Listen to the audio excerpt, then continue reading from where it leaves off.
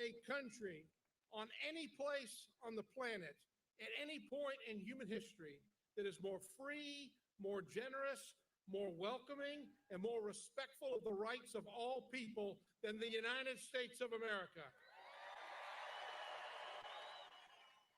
So tomorrow we've got to vote for David Perdue and Kelly Loeffler and Bubba Mcdonald. This election is about the kind of country that we are going to leave our children and our grandchildren. We've got to turn out tomorrow, and we've got to leave them a country that is free, that is proud, that is strong, where we kneel before God and where we stand for the flag. Thank you very much. God bless America.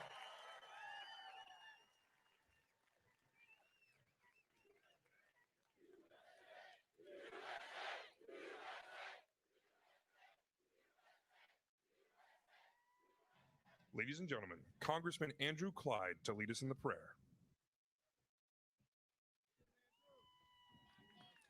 Hello, North Georgia. It is great to see you here tonight.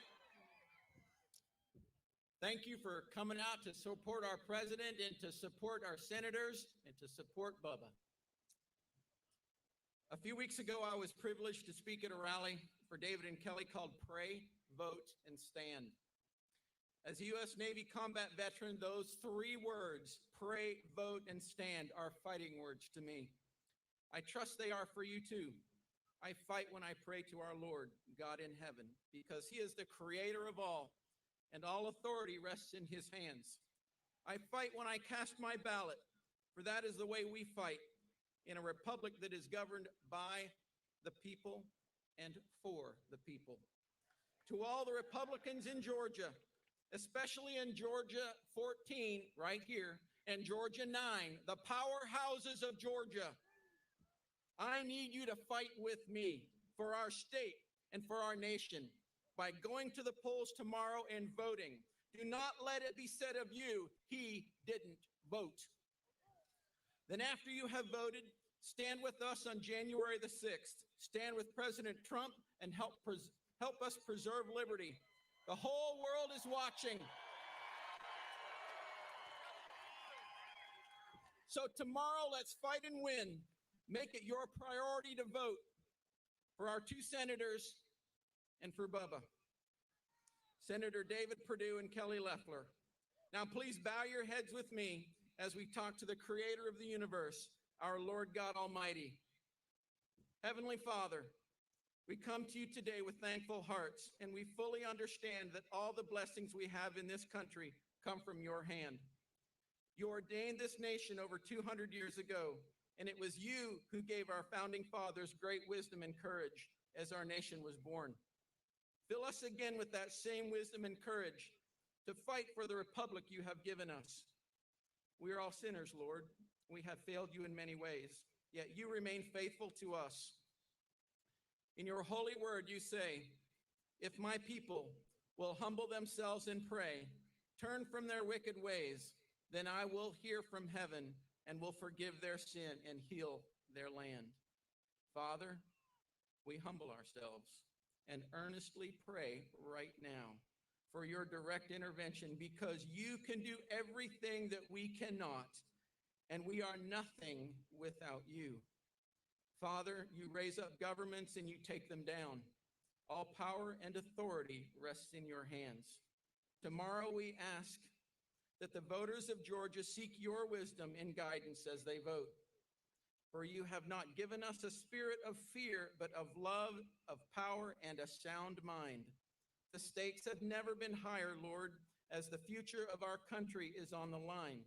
But you alone are God, and America is in your hands. We humbly ask, your will be done. For your honor and glory, please bless President Trump, Senators Perdue and Senator Loeffler, and Commissioner Bubba, and all the other Republican leaders across our country. Let them always guide America towards freedom, towards liberty, towards justice, and above all, Father, towards you. In the precious name of Jesus, we ask. Amen. Ladies and gentlemen, to lead us in the pledge, State Senator Steve Gooch.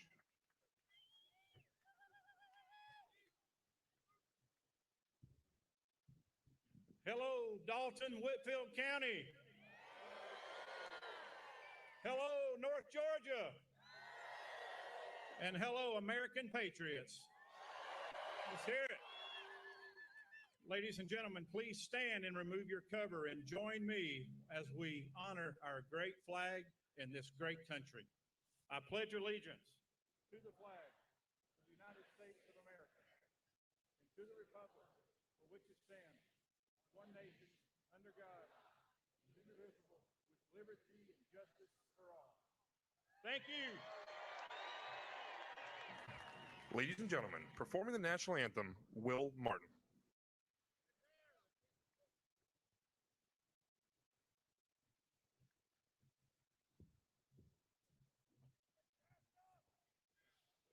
Oh, say, can you see by the dawn's early light what so proudly we hail at the twilight's last gleaming, whose broad stripes and bright stars through the perilous fight o'er the ramparts we watched were so gallantly streaming, and the rocket's red glare, the bombs bursting in air, gave proof through the night that our flag was still there. Oh, say does that star-spangled banner yet wave o'er the land of the free and the home of the brave.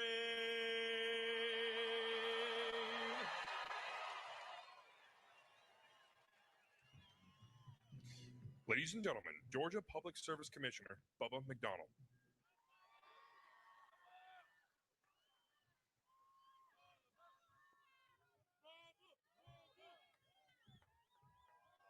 Hello, Georgia. I'm Bubba. It's a great night to see all of you here tonight. How many have already voted? Terrific. How many are going to go vote tomorrow? Yay! Even better. Great. You know, first let me get a couple of things out of the way here. Thank you for giving me the privilege and the honor to serve you on the Georgia Public Service Commission. And I humbly ask for your vote again for one more term. I appreciate it very much. I got a little story I want to share with you for a moment. A couple of weeks ago, I had a former commissioner of mine, a friend, call me and said, Bubba, I'm 76 years of age, and I've been black 76 years. But he said, I want to send Senator Loeffler and Senator Perdue a check. Not much money, but I want to give them a check because what they stand for and what it means to this country, I just want to show my support in a mega way. I said, Jim, if you'll do that, send it to me. I will personally put the check in each of them's hands. He did, I did, and they said, thank you, America. That's what happened. What we need to do now, you know, there were several percentages of libertarians that voted in the November election. We need to invite them to come in and join us in this vote. We need to invite the independents that vote independent to join in with the Republican move. And we need to invite thinking Democrats. And you know, there are some thinking Democrats out there. So we need to open our arms up and invite all of them in and join the force to keep America, America. That's what we need to do. Now, my opponent in this race has his arms around the Green New Deal. That's all I need to say about that, except for this. If that were to happen, save your candles. Keep your candles. You can do away with your kerosene lamps because there won't be any kerosene. And you won't be able to have electricity. Well, if you could afford it, you might have some. Or the thermal gas because they're going to stop fracking. But we're not going to let that happen, are we? No, we're not going to let it happen. Absolutely not. So the ball's in your court. The song Georgia on my mind, but America has Georgia on its mind right now.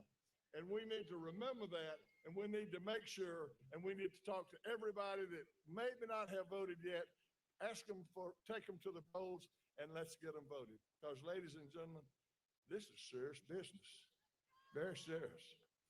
And, of course, I'll be the only Bubba on the ballot.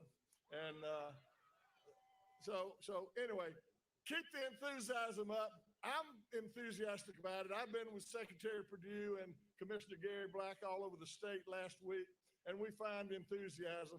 And let's do it. Are we going to do it? USA, USA, USA, USA, USA. Thank you very much.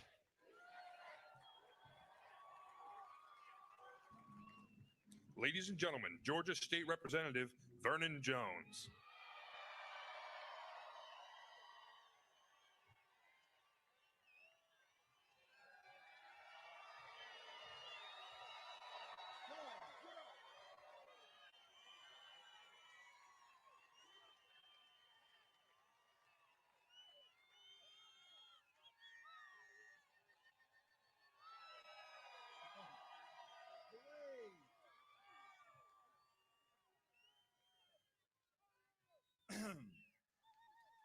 Hello, America.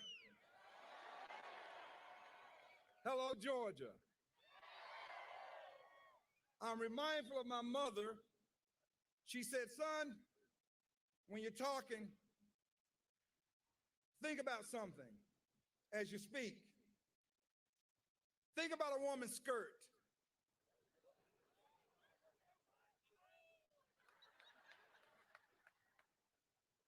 My mama said this now. You want to keep it short?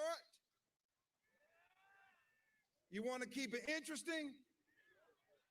And boy, you want to cover the best parts. Don't blame me. That's what my mama said now.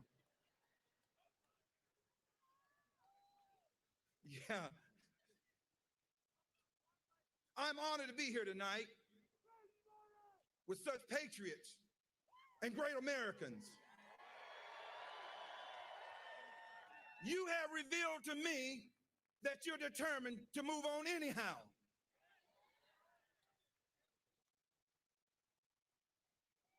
You know what's interesting? That far left think they can take this election. But we're here tonight to send them a strong message. You will not steal the vote no more in Georgia. We are fired up and we're not taking no more. Our leader, Donald Trump, is coming here tonight. And if I'm in a foxhole, and we are in a foxhole, we're in the fight of our lives. When you're in a foxhole, you want Donald Trump in the foxhole with you. Because Donald Trump will fight for you. He'll fight his last breath because of what he believes in, standing up for you and standing up for me and putting America first.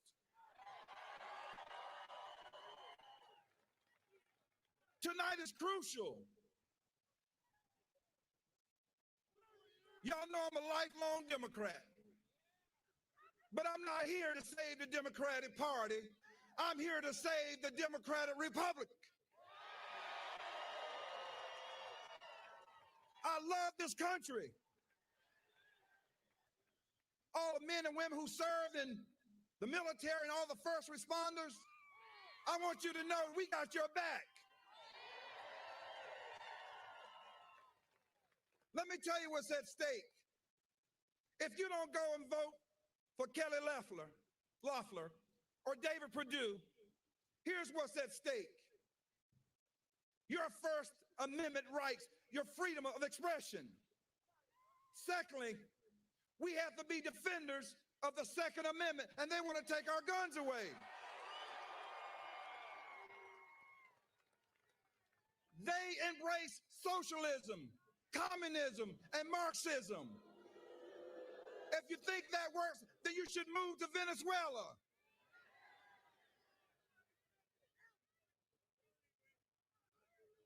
When you start to talk about defunding the police, who the hell you call when you dial 911 and you want them to show up at your door and you want to take away funding from them? They need more funding for more training and more education.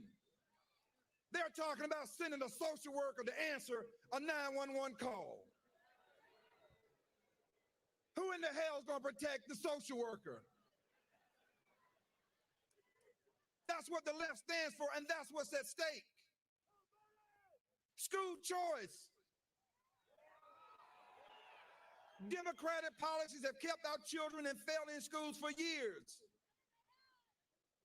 Let the parent determine where they should send their child to school and not the damn government.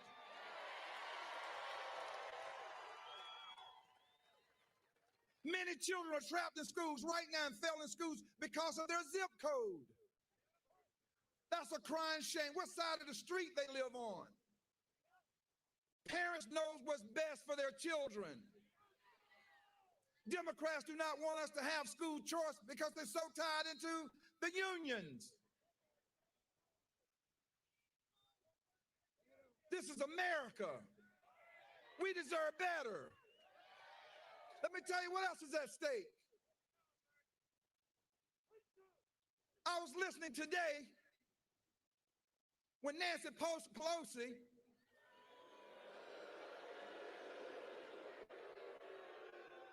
ice cream Nancy Pelosi with that high-end refrigerator.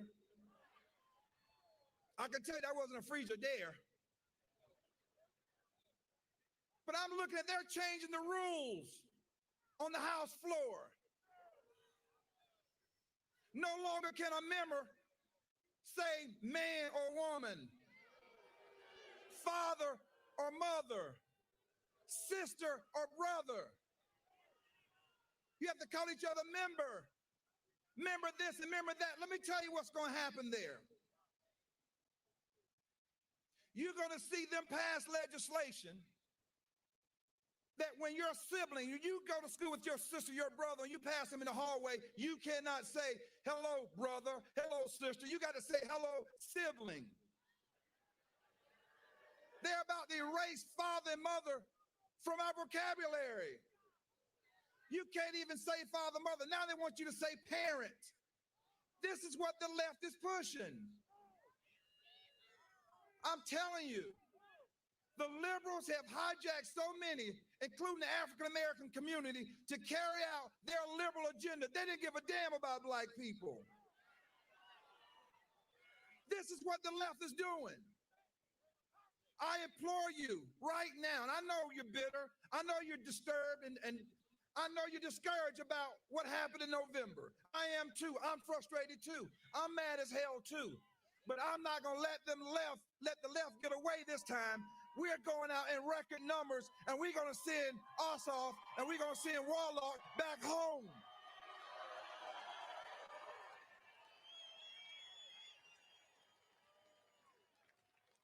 We're Georgians. We have traditional values. We believe in hard work. The left, they want to give everything away for free. My mother told me a long time ago, son, there's no free lunches. They want to raise taxes on us to get us out of this deficit. But on the other hand, they want to close businesses down, keep people from working so they can pay their fair share. And that's how we grow this economy, not through raising people's taxes. And that's what they're going to do. And if we don't see Nancy Pelosi, we don't send her back home and elect David Perdue and Kelly Loeffler, let me tell you what's going to happen. They're going to pick off some of those rhinos. Watch what happens. They're going to cave in. We have to send a strong message. Georgia, the world is looking at you. We're not just fighting for Georgia, we're fighting for the entire union. This country We cannot allow what they're trying to do to you and me and my family, your small business, and your independent rights to your constitutional rights, your choice, your freedom. This is about freedom. They are literally erasing us off the face of the earth. I'm telling you, and if you don't have freedom in America, where can you go for freedom? Now I'm looking at every red-blooded Georgian here tonight and those from surrounding states. This race is going to be lost or won tomorrow. That's what I want to hear. It's going to be won. And you know how it's going to be won?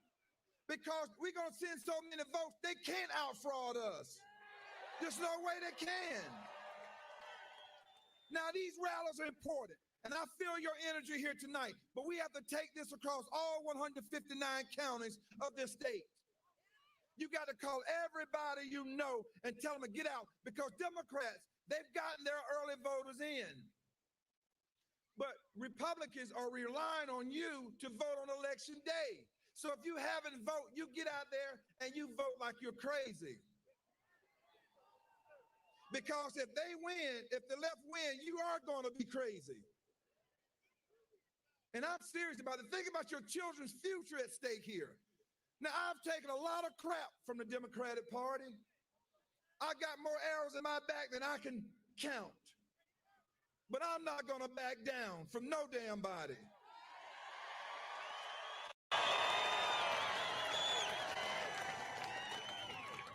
Y'all know about it. You heard the stories. And if I can stand and still fight, I know you can. We have to. This is our time. We're going to show those liberals. We're going to show the left. We're going to show big tech. We're going to show little tech. We're going to show CNN. We're going to show MSNBC, Rachel Maddow, Anderson Cooper, and the whole damn crew that we are coming and we're bringing hell with us.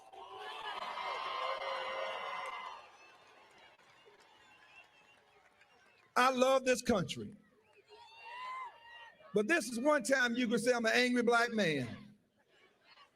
I am an angry black man tonight because I love this country so much. When I see it being taken away from us, when I see our traditional family values are being taken from us, when I see they want to take away our guns, they want to take away our right to choose and to exercise our freedom of expression. And when I think about what the left wants to do, they want to attack you and me because of our political ideology and our political affiliation. You want to scratch my car because I have a Trump bumper sticker on it. I can't work because I'm afraid of being fired because I say I'm a Trump supporter. I can't do a damn thing because the left want to take your livelihood away from you.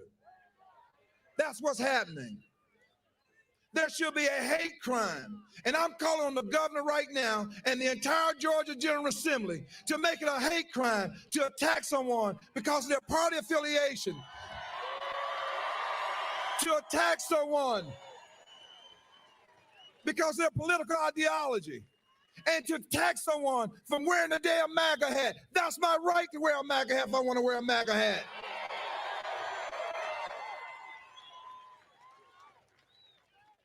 America, I coined the phrase. I heard the president use it the other day.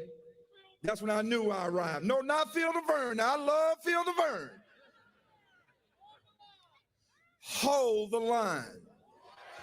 Hold the line, America. Hold the line, America. Hold the line, America. Hold the line, America. Hold the line. Hold the line. Hold the line for Georgia. We mean business. Love you, America, and there's nothing you can do about it. Peace out. Ladies and gentlemen, please welcome Kimberly Guilfoyle.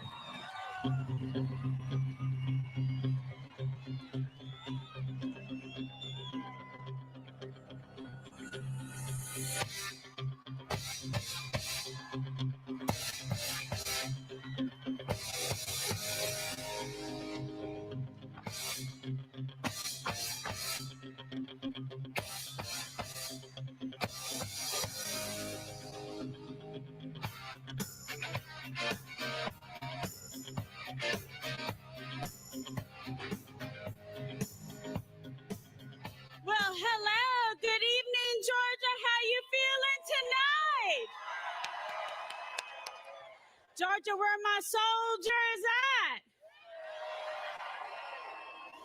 Georgia is Trump country, is it not? Who is the greatest American president in the United States? Are we going to keep Georgia red? Let's get after it. Who's going to show up and vote tomorrow? As Vernon said, everything is on the line, and we will hold the line. It is up to the great, fearless, patriotic state of Georgia to save this country. Will you deliver for America? I think we need to keep Trump in the White House, and we need to hold the Senate. Are you in? We will stand for our liberties, for our freedoms, for the founding fathers that fought to protect and preserve, for the American military, for the veterans that put it all on the line. We will show up tomorrow in the great, fearless state of Georgia and deliver and show this country what it means to be a patriotic American. Let's deliver the Senate red for the Republicans, for this country, for the President of the United States with David Perdue and Kelly Loeffler. What do you say, Georgia? What do you say, Georgia? Let's go. Let's win. Let's deliver. Let's show them who's boss. This is our country. We don't allow people to steal elections or the White House or the presidency. They will not push through us. We will hold the line. You like that? In this country, we need fearless patriots that will stand with our incredible president who has delivered on the promise and the freedoms of America with America First policies, fighting for what we believe in because he has fought for every single one of you, and so will Kelly Loeffler and David Perdue. These three incredible Americans believe that you have the common sense, the judgment, the hard work to provide for your families, to decide what you do with your money, because they believe that you have more common sense than the swamp in D.C. They want you to decide how to educate your children. They want you to go to your house of worship, to your church, to pray, and that's when we take a knee, and we will not take a knee to socialism or communism in this country. Under Loeffler, Perdue, and Trump, America will never be a socialist country. We stand for our freedoms. We stand for religion. We stand for the Second Amendment and our First Amendment freedoms, for who we believe in, who we fight for. Teach your children, your families a lesson that we are unafraid, that we are proud, that we love this country, and we will not let other countries influence this country. We stand in leadership, we stand behind our president, and we stand behind fearless senators in this country that honor you and your family. Do we love it? You like lower taxes? Same. Do you like deciding what you do with your money and how you spend it? Do you like your children going to school, open schools instead of open borders? Do you like national security, a strong and fearless military in this country that leads by example and excellence? Donald Trump has rebuilt the promise of America and the American dream. I stand in front of you as a proud and fearless first-generation American. My father, born in Ireland, working in blacksmith shops since he was 13 years of age, fighting to provide for his family and his 5 younger brothers and sisters. He got the chance to come to this country and serve proudly in the United States military, serving in the Army to give back to the country that had blessed him with so much. And my mother, working as a special education teacher, believing in loving children and honoring the promise in the future of this incredible country, where all of us have the equality of opportunity, and we will determine the results for our life by hard work and perseverance and faith and belief in God. Donald Trump has put America back to work, and we have two incredible, fearless individuals in Kelly Loeffler and David Perdue that want to honor you and your family, that want to earn your vote tomorrow. Will you show up, Georgia, and vote?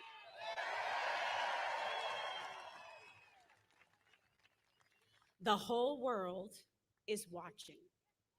The whole world. And your incredible president is coming here tonight to honor you in the great state of Georgia, because Georgia is setting the example for this country and holding the line and will deliver the future for this country. History will look back and say, it was the people of the great state of Georgia that never gave up. And that's why we're back here again. And I have to tell you, I have the great honor and pride to work every single day with an incredible maverick who loves his father, who fights and believes in this country. And that's Donald Trump Jr., the son of the President of the United States. And he loves Georgia. Let's give him a round of applause of welcome. Let's fight for this country. God bless you, Georgia.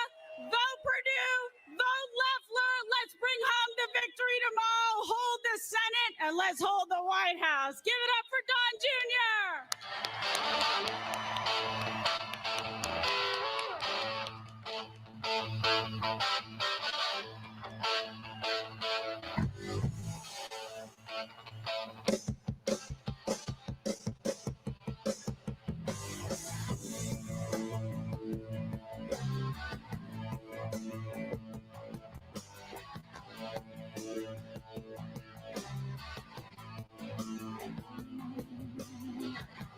Come again now, baby, like a Dalton.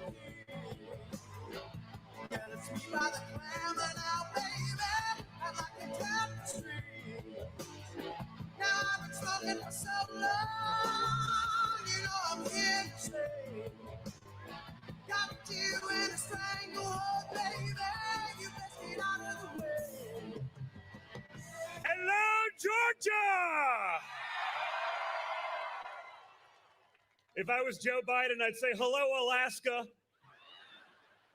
No one would even bat an eye, right? You saw last week, he couldn't get Ossoff's name right. He said something totally different because he doesn't even know where he is. But he definitely got a lot more votes than Barack Obama did in 08, right? We all believe that, right? No one's that stupid. No one's that stupid, folks.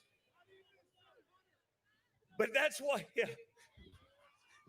We can do Hunter too if you want. I mean, in all fairness, guys, I take that one a little personally because I look at sort of what they did to me and to my family for 4 years. Fake Russia hoaxes, fake Russia collusion, didn't stop them from running with it. Frankly, they're still running with it as though it was real. But when someone's actually taking money from the Chinese Communist Party,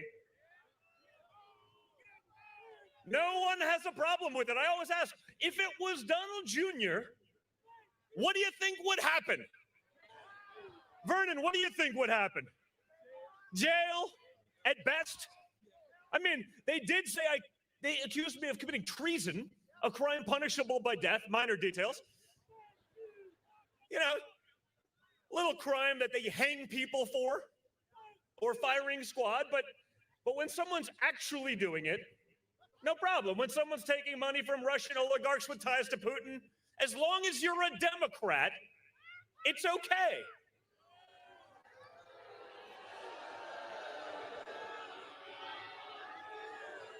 I agree. And that's why we have to fight to prevent that double standard from being executed. It's why we have to be in the game. You, the people of Georgia, can decide what we, the people, can do to a Democrat administration and the Democrats. By winning the United States Senate and holding that line, regardless of what happens, you can do what they tried to do to my father for the last 4 years. You can put the people in there that will block their radical agenda. Their agenda that would lock down your business, that will lock down your schools, that has locked down your churches. You can cast the vote for logic, for reason, for common sense, all of those things that aren't so common anymore in the Democrat mindset. And while we're, thank you, sir, I appreciate that, but let's focus on tomorrow and then January. I love you too. And I love you too, sir. It's okay, you know, it's...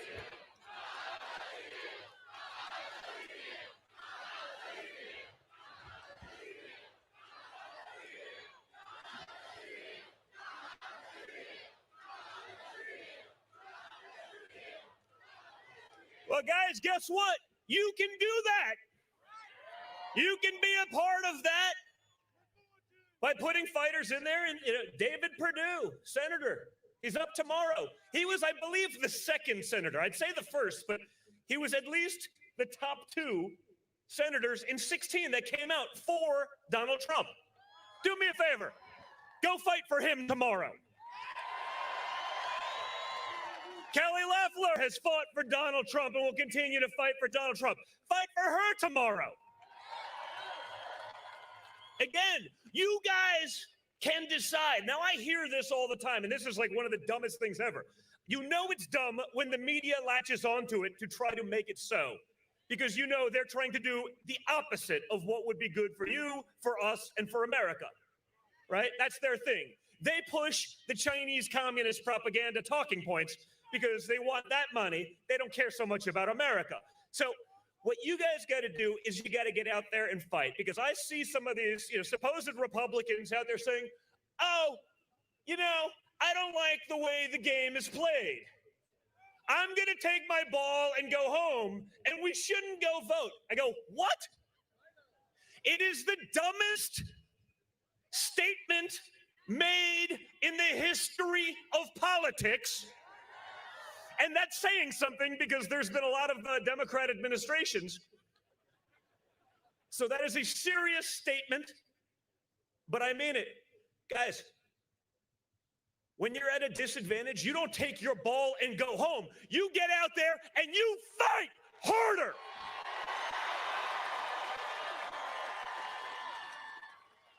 You think? No, think about it, right? You guys like Trump? Yeah. I think you like Trump. What did Donald Trump do back in 2016 and 2015 when they said, I believe it was something like 0% chance of winning, right? We had a 0% chance of winning the primary. We then had a 0% chance of winning the general. Everyone counted us out. What did he do? He went and he fought like an animal, okay?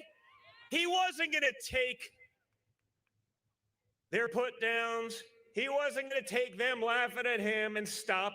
He was going to fight, because this country is worth fighting for. Our freedoms are worth fighting for. Our children are worth fighting for. And guys, as the father of 5 young kids, yeah, I know how that happens now. I got a new hobby. I got into politics. It's almost as brutal.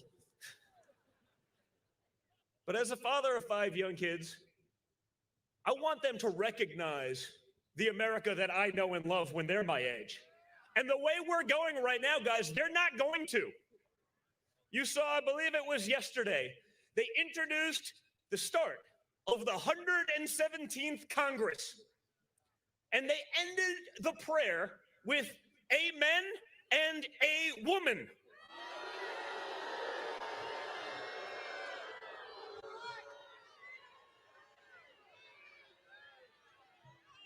Think about this.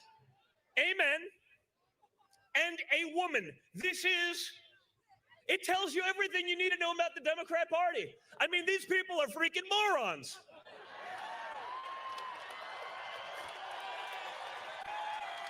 I mean, no, you can never be woke enough to appease these people. You can't do it. Like, you can't try. They're not even a parody of themselves at this point. It's insane. Amen is not a gendered term. Okay? If I go to a restaurant and I ask to see what's on the menu,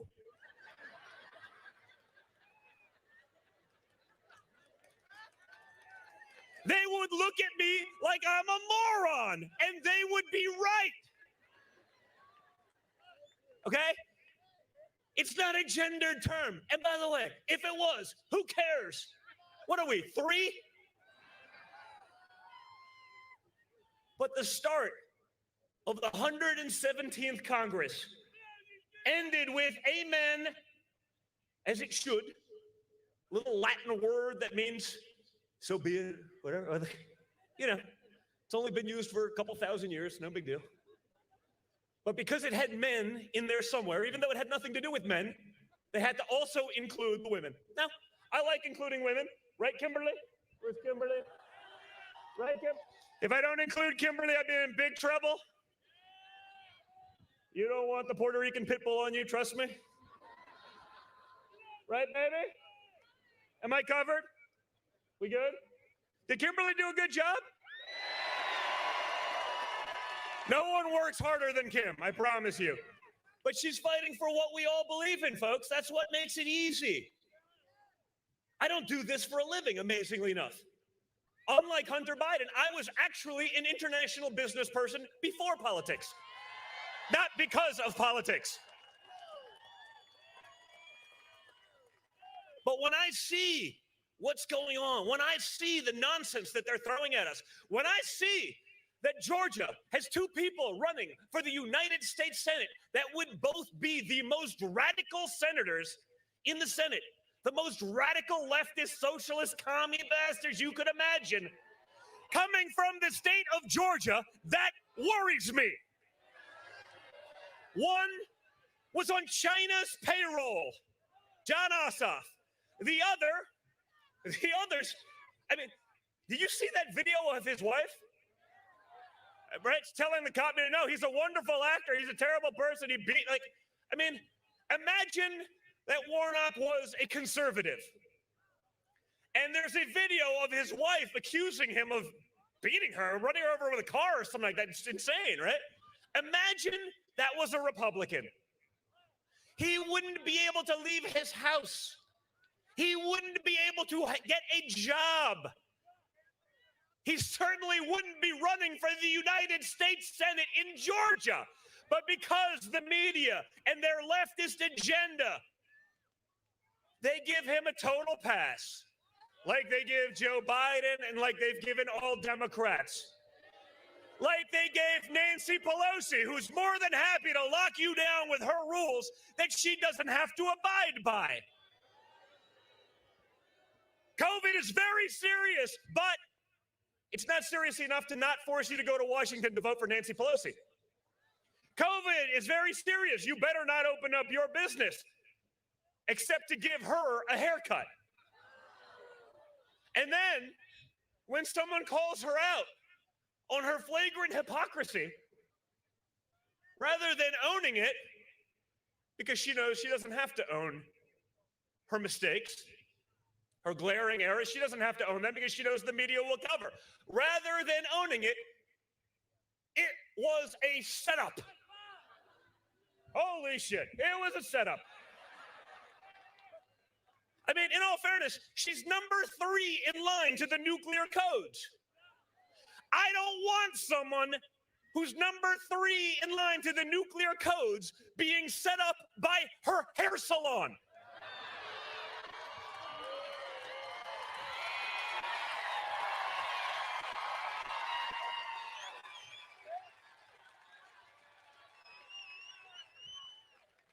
If you're being set up by your hair salon, how are you going to do against Iran? How are you going to do against Russia? How about China? We must say that with the correct vernacular. China. Eh? China is so thrilled that the media is pushing for Joe Biden to win this thing because they know they got it. Imagine the stuff that we've seen about Hunter, all those things that they won't cover in the media, even though no one's actually denying that it's all accurate. Imagine how much more they have. Imagine how much more their spy agencies have that our media, one person dug for about 3 minutes and they found some pretty substantial stuff. Imagine what the Chinese government has done to make sure they can exert control over America, which is what they've wanted for years. Trust me, when China sees Congress opening up with a prayer that says amen and a woman, they are laughing their asses off. And if I was them, I would be too. We should be crying because it's pathetic. But guys, as I've said, the United States Senate could be the last line of defense. And it's up to you. All you got to do is show up, but you can't listen to the morons saying, oh, we don't want to participate. You got to go work harder like Donald Trump did. When faced with adversity, when faced with what everyone said was insurmountable obstacles, he went out there and he fought harder. And we need you to do that for the next 24 hours. We need you getting out there and voting yourselves. We need you calling your friends. We need you texting them. Don't let Georgia be the starting point for the radical left in the United States Senate, because that's who they are running. It's up to you, Georgia. Listen, what do I know? I'm just a guy from New York City, but I do like my guns. I think you do too. I like them a lot. That's on the line. Your religious freedoms, that's on the line. Everything is on the line because, as they've said, everything is on the table. You heard Chuck Schumer, right? First we get Georgia, then we change America. They're not even hiding from the radical agenda anymore. There is no such thing as a moderate Democrat. That party is long gone. This party, this Democrat Party, is a Marxist socialist party. It's a communist party. You notice the difference between the red states and the blue states and how they've handled lockdowns? At this point, it seems like the blue states, they don't even care if they put you out of business. It's the first time in American history where you get into more trouble for opening your business than you do for burning down someone else's. We can't allow that to happen. We need to fight. It's up to you guys. It's up to you. All right? You're going to get out there and fight?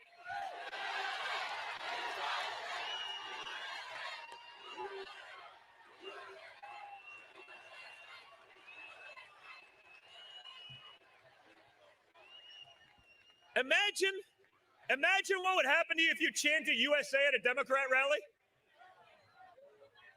It'd be ugly. I mean, it's sort of nice. You had the prayer, you had the pledge, amazing.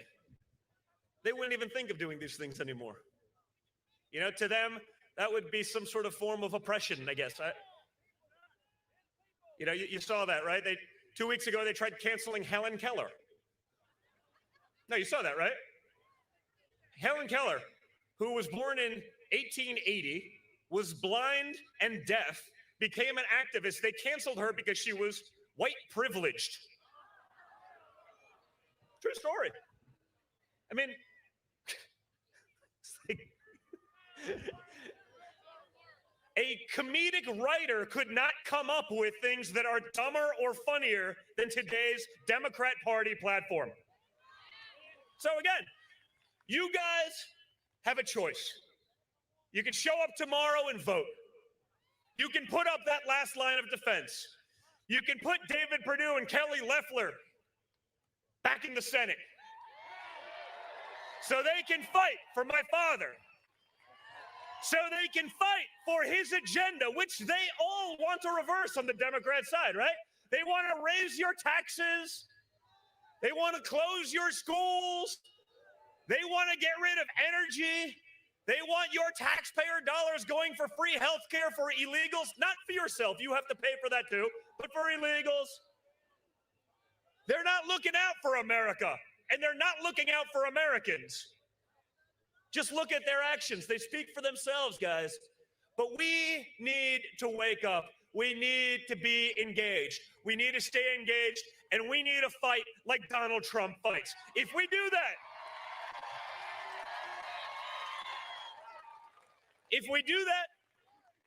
we win. And we can save our country, and we can use the time to fight for more people who will actually fight. More people who will actually engage, not like the Mitt Romney, Paul Ryans of the world that, yeah. Not like them. But we can fight for guys who will fight for what we believe in, for women who will fight for what we believe in, to preserve all of the things that made America the greatest nation in the world. But if you don't get out there tomorrow, guys, you may never get that chance. You squander that opportunity. The Democrats, they've said it. They're going to pack the courts. They're going to give D.C. and Puerto Rico statehood. That's 4 permanent Democrat senators. And it's over, folks. They know it. Like I said, they want you to be dejected. They want you to be upset. They want you to take your ball and go home. That's been their dream for decades. They want you broken and beaten so they can push their nonsense through. Do not allow it to happen. Have the resolve that Donald Trump had, and you can get the results that Donald Trump got. Right? Think about it. Look at all he's accomplished with zero help from the Democrats. He grew the strongest economy, rebuilt our military, held our enemies accountable, put pressure on. I mean, the things, his accomplishments go on and on. He actually got things done because he was willing to take on Washington. But if you take your ball and go home, you'll never have that opportunity again. Once you lose those rights, you don't get them back. Just look at what the Democrat governors have done in those states. They were really quick to take your freedoms, not so quick to want to give them back. Don't let it get there, guys, okay? So, Georgia, you have a mission for the next 24 hours. Let's get out there. Let's kick some ass. Let's win. And let's send Kelly Loeffler and David Perdue back to the United States Senate. Thank you, Georgia.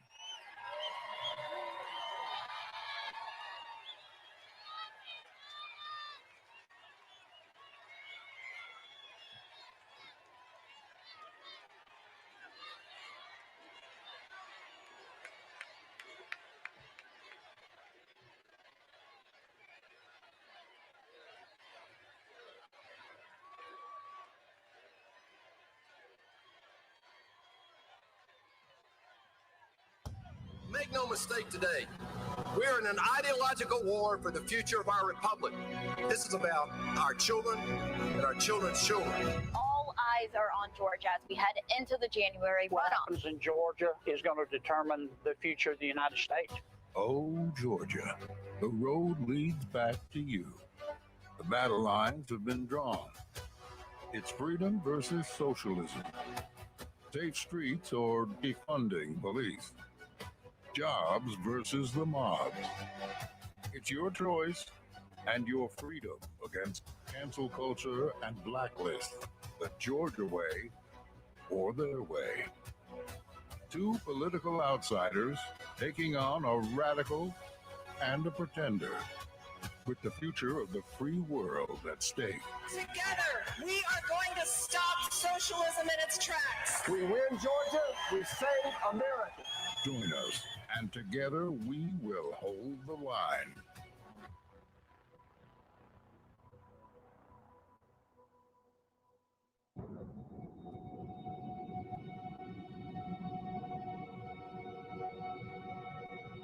They said it couldn't be done.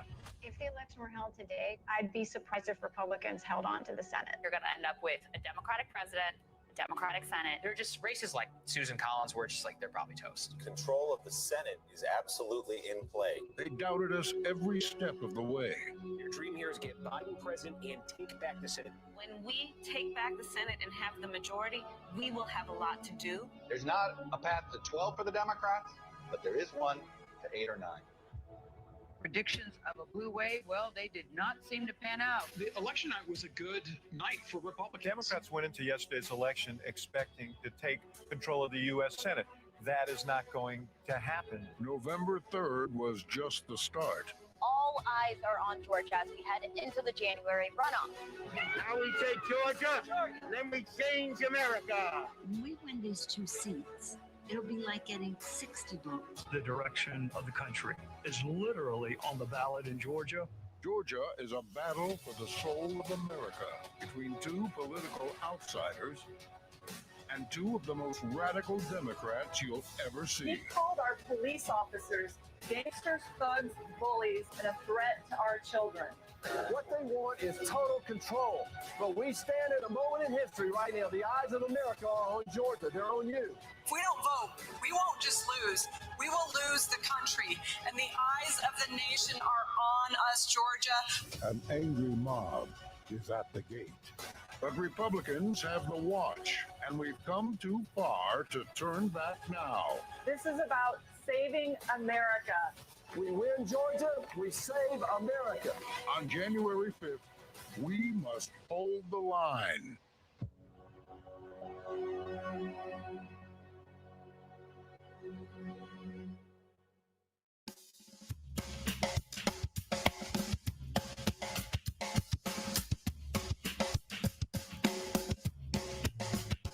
I've been telling my dreams to the scarecrow about the places that I'd like to see. I say, friend, do you think I'll ever get there? Oh, but he just stands there smiling back at me. So I confess my sins to the preacher about the love I've been praying to find. Is there a brown Is the real life? Is this just fantasy? Caught in a landslide, no escape from reality. Open your eyes, look up to the skies and see. I'm just a poor boy, I need no sympathy, 'cause I'm easy come, easy go, little high, little low. Anyway the wind blows doesn't really matter to me. To me.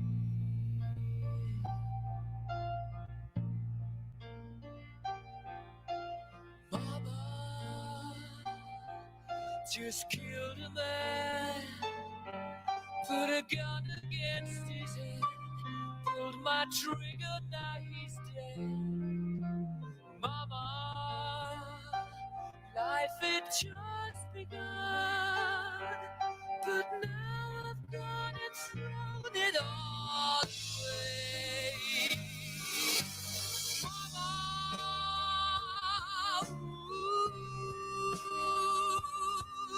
didn't mean to make you cry. If I'm not back again this time tomorrow, carry on, carry on, as if nothing really matters.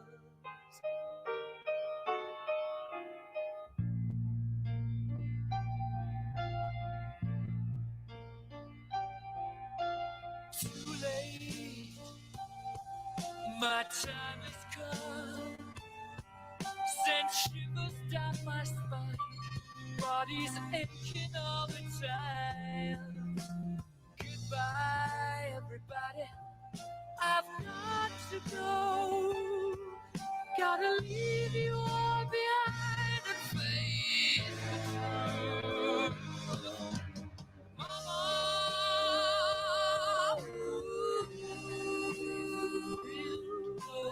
I don't wanna die. Sometimes wish I'd never been born at all.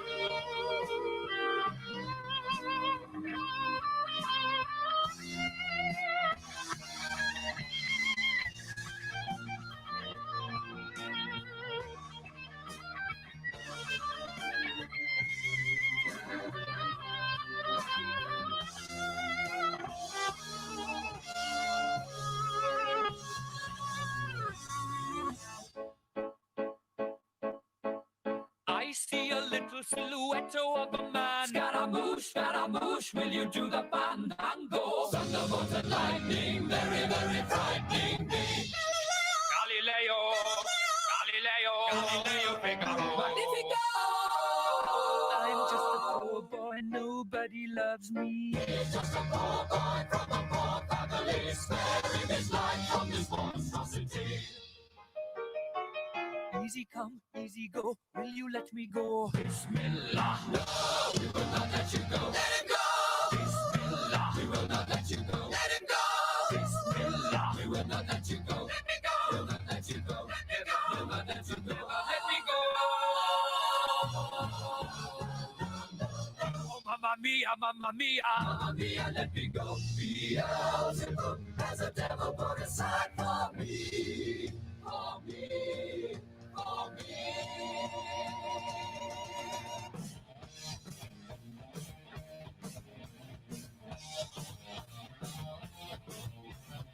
So you think you can stop me and split my eye? So you think you can love me and leave me to die? Oh, baby, can't do this to me, baby. Just gotta get out, just gotta get right out of here.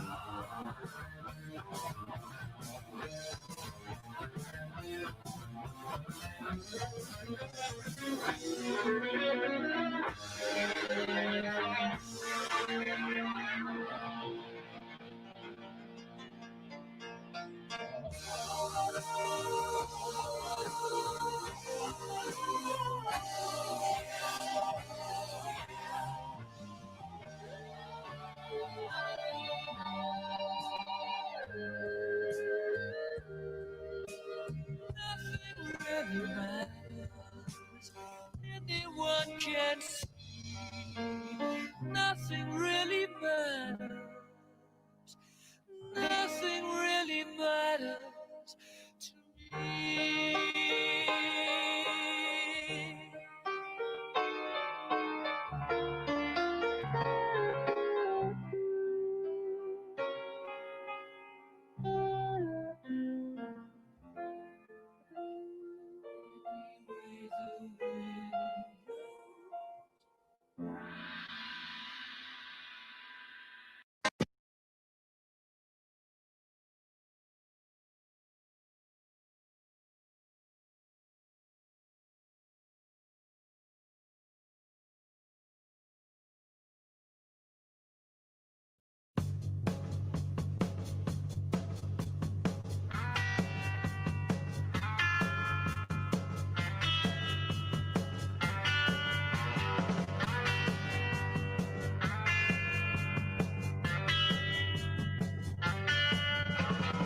Some folks are born made to wave the flag. Ooh, they're red, white, and blue. And when the band plays hail to the chief, ooh, they point the cannon at you now. And it ain't me, it ain't me. I ain't no senator song. It ain't me, it ain't me. I ain't no fortunate bomb, no. Some folks are born silver spoon in hand. Lord, don't they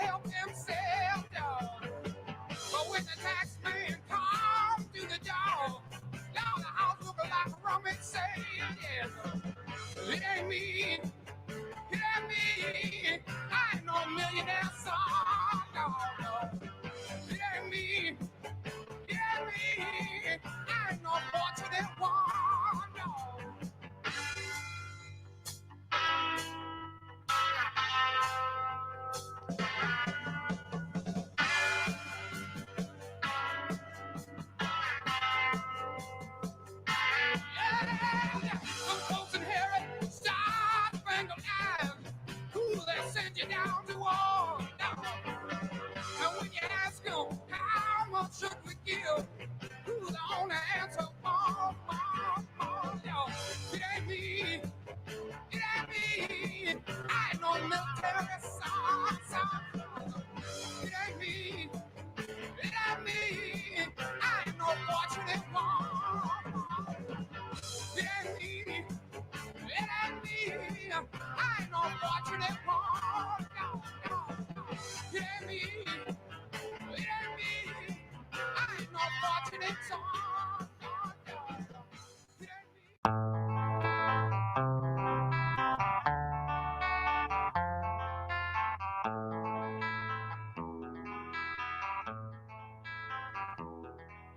There is a house in New Orleans they call the rising sun, and it's been the ruin of many a poor boy. And God, I knew I won.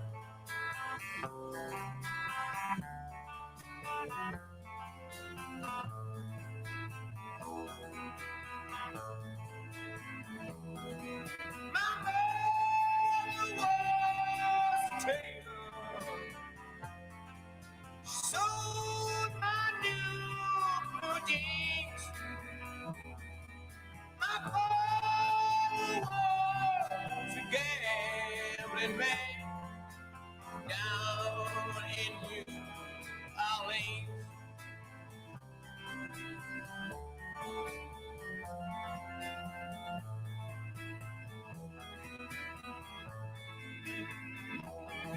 Now the only thing the gambler needs is a suitcase and truck.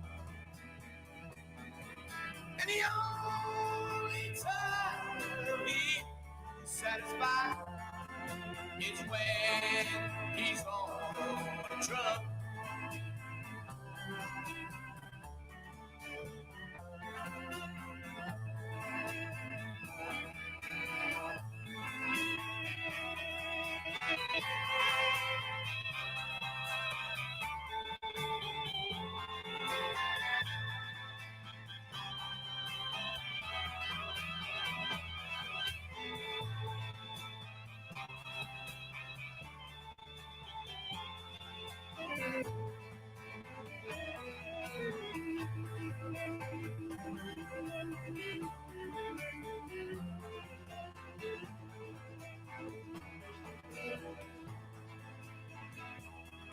Oh, mother, tell your children not to do what I have done. Spend your lives in sin and misery in the house of the rising sun.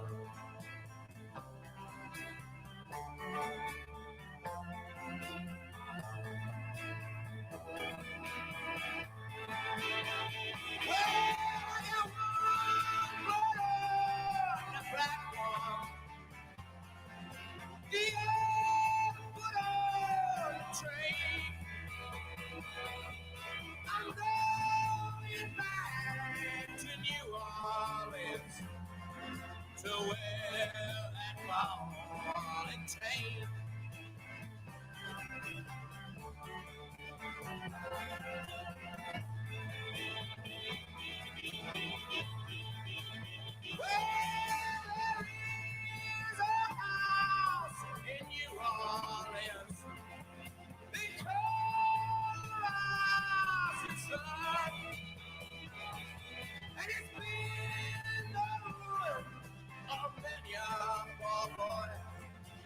God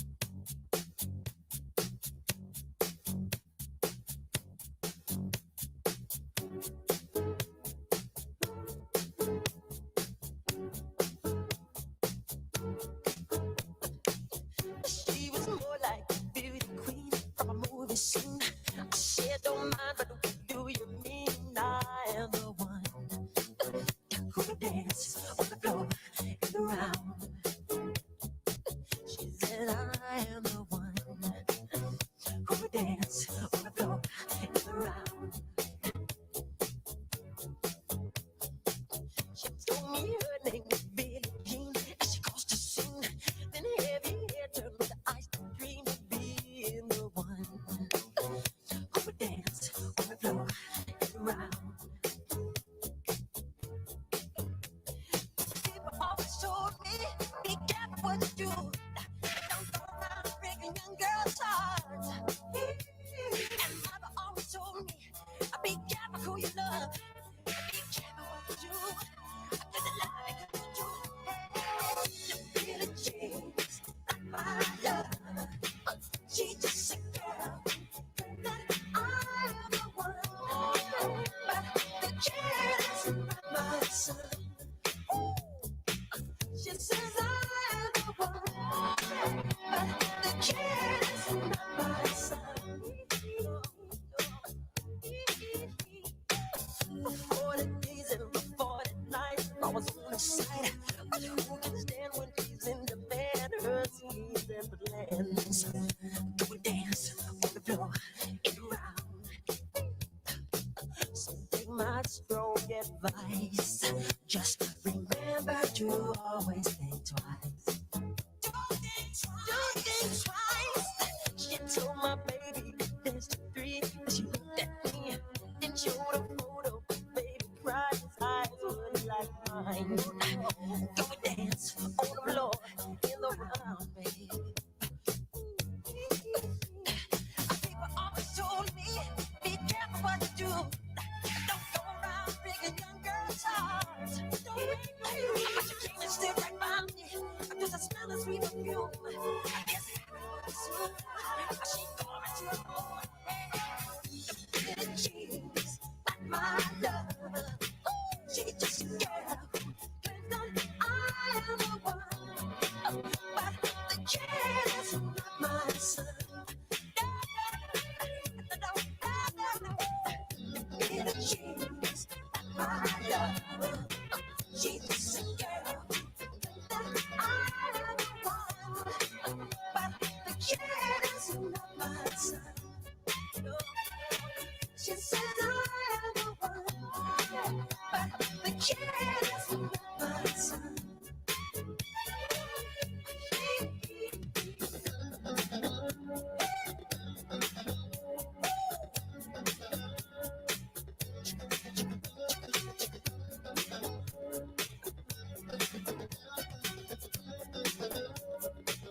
She says I am the one, but the kid is not my son. The Billie Jean's not my love. She just a girl who thinks that I am the one. The kid is not my son. She knows that I am the one. The kid is not my son. She says I am the one. You know she did.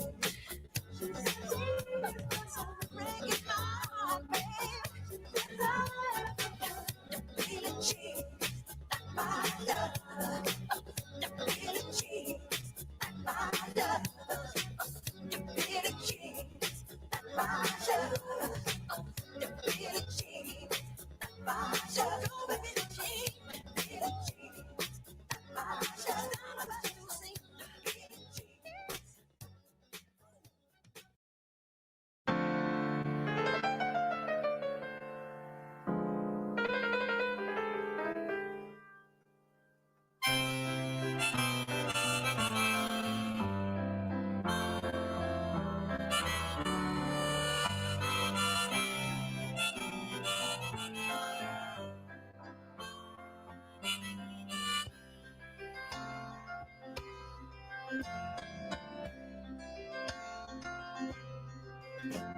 It's 9 o'clock on a Saturday.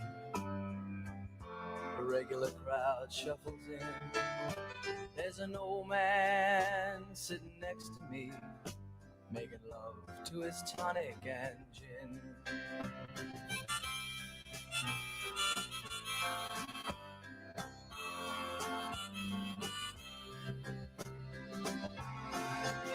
He says, son, can you play me a memory I'm not really sure how it goes, but it's sad and it's sweet, and I knew it complete when I wore a younger man's clothes. La la la da da da, la la da da da da. Sing us a song, you're the piano man. Sing us a song tonight. Well, we're all in the mood for a melody. You got us feeling alright.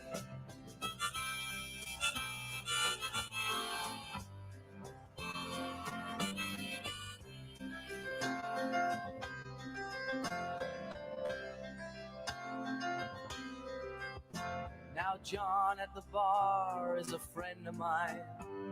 He gets me my drinks for free, and he's quick with a joke or to light up your smoke, but there's some place that he'd rather be. He says, Bill, I believe this is killing me, as a smile ran away from his face. Well, I'm sure that I could be a movie star if I could get out of this place. Oh, la la la da da da, la la da da da da da.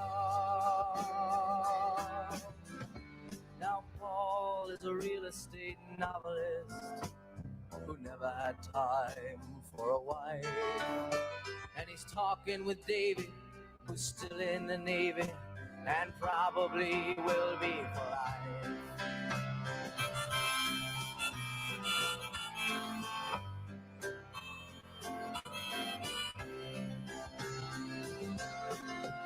And the waitress is practicing politics as the businessmen slowly get stoned.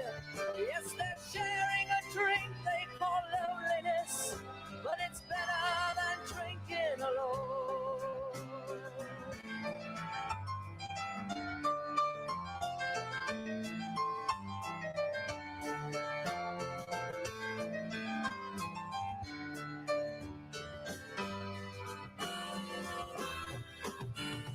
Sing us a song, you're the piano man.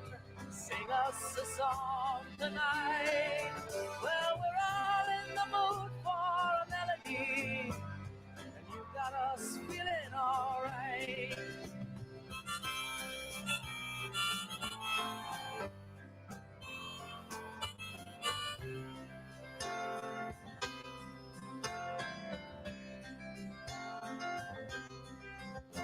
It's a pretty good crowd for a Saturday, and the manager gives me a smile, 'cause he knows that it's me they've been coming to see, to forget about life for a while.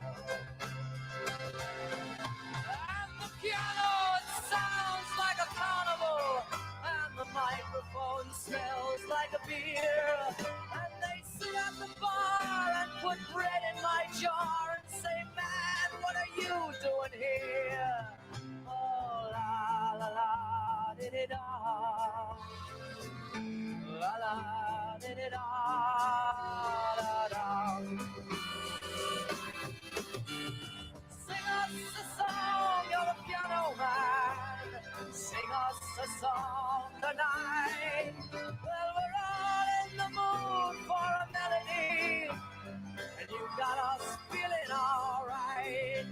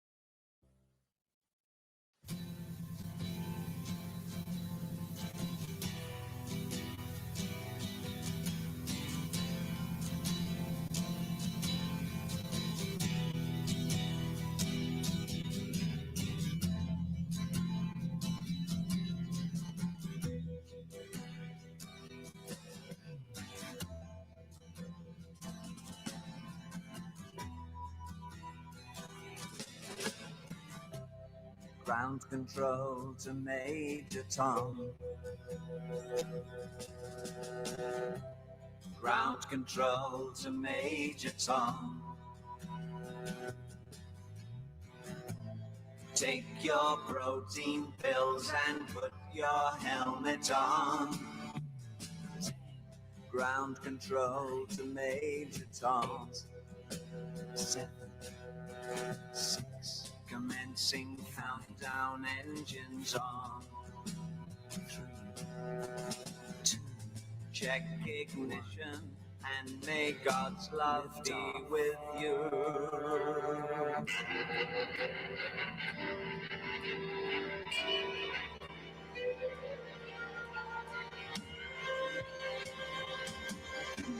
This is ground control to Major Tom. You've really made the grade. And the papers want to know whose shirts you wear. Now it's time to leave the capsule if you dare. This is Major Tom to ground control. I'm stepping through the door, and I'm floating in a most peculiar way. And the stars look very different today. For here am I sitting in a tin can, far above the world. Planet Earth is blue, and there's nothing I can do.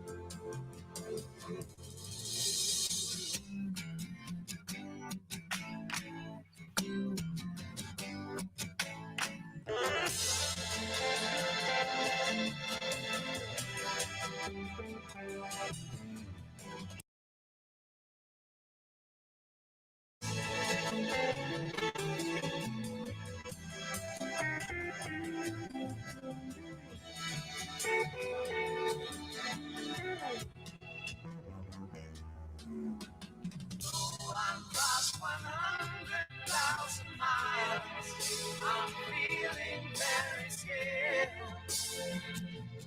and I think my spaceship knows which way to go. Tell my wife I love her very much. She knows. Ground control to Major Tom, your circuit's dead. There's something wrong. Can you hear me, Major Tom? Can you hear me, Major Tom? Can you hear me, Major Tom? Can you hear? Am I floating on my tin can?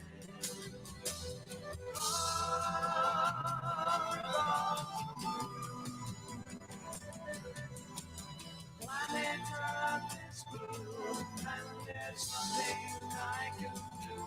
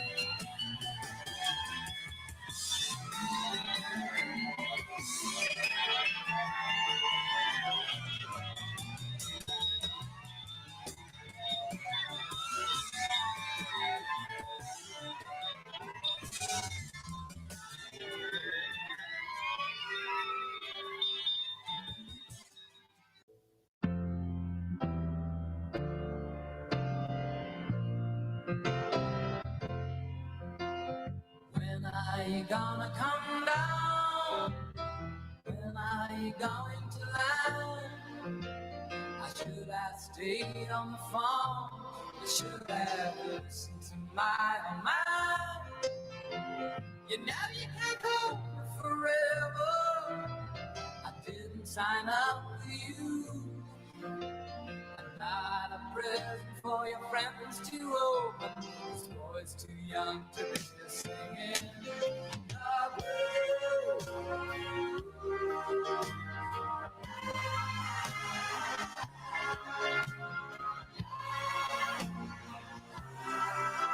So goodbye, yellow brick road, where the dogs of society howl.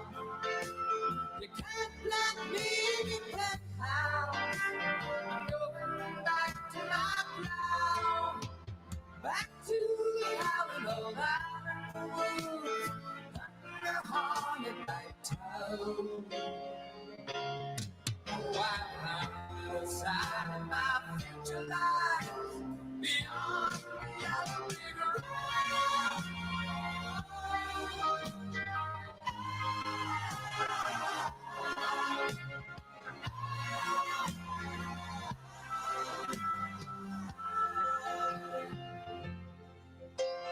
What do you think you do then? Let the shoot down the plane. It'll take you a couple of hours in town to set you on your feet again. Maybe you'll get a replacement. There's plenty like me to be found. Mongrels who ain't got a penny, sniffing potatoes like you. On the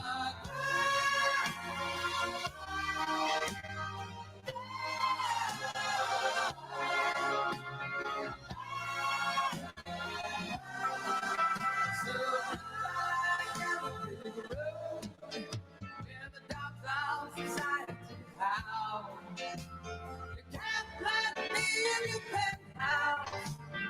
Going back to my plow, back to the howling old iron woods, and the haunted back town. Oh, I found inside my future life beyond the yellow brick road.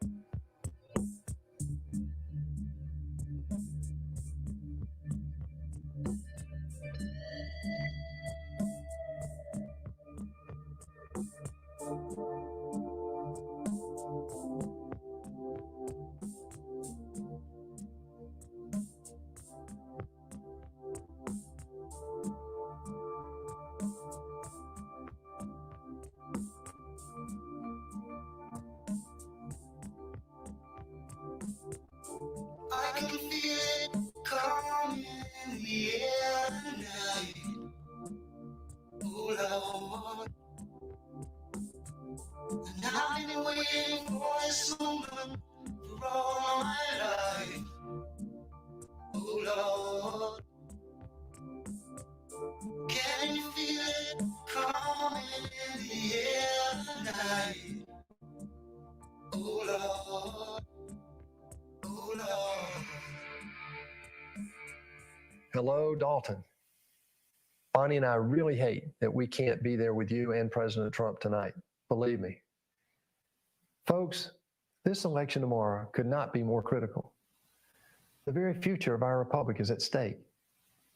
Tomorrow is the last chance we will have to save all that President Trump has accomplished and to hold the line against this radical socialist agenda of the Democrats.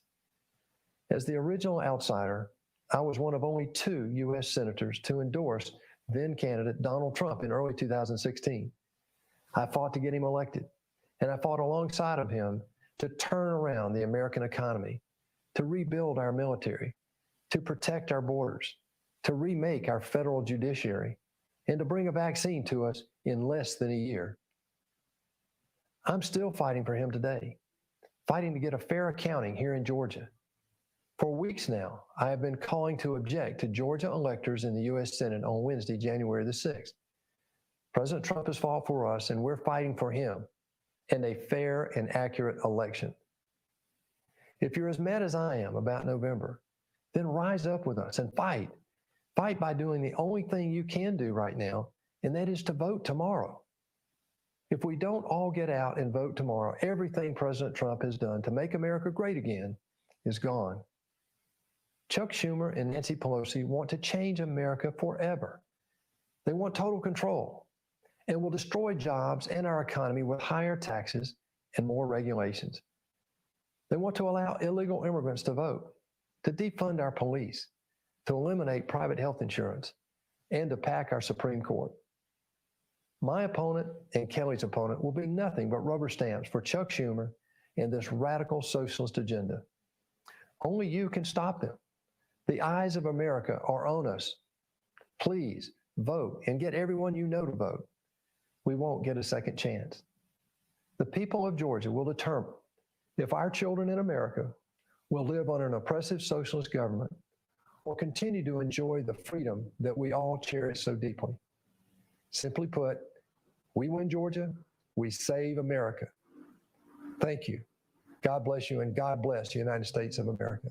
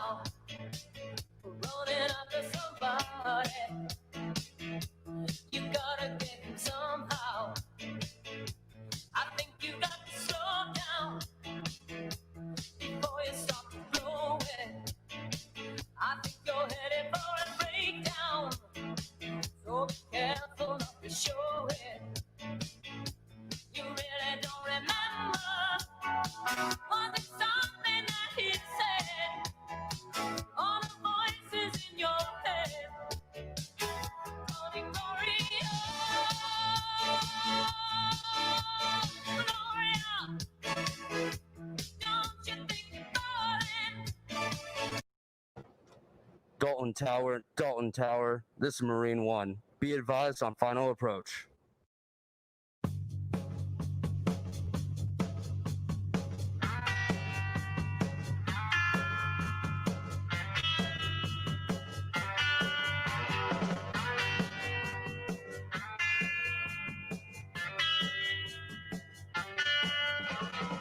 Some folks are born made to wave the flag. Ooh, they're red, white, and blue. And when the band plays hail to the chief, ooh, they point the cannon at you. Now, it ain't me. It ain't me. I ain't no senator song. It ain't me. It ain't me. I ain't no fortunate one. No. Some folks are born silver spoon in hand. Lord, don't they help themselves, dog. But when the tax man comes to the door, Lord, the house look like a rummage sale, yes. It ain't me. It ain't me. I ain't no millionaire son, no. It ain't me. It ain't me. I ain't no fortunate one, no.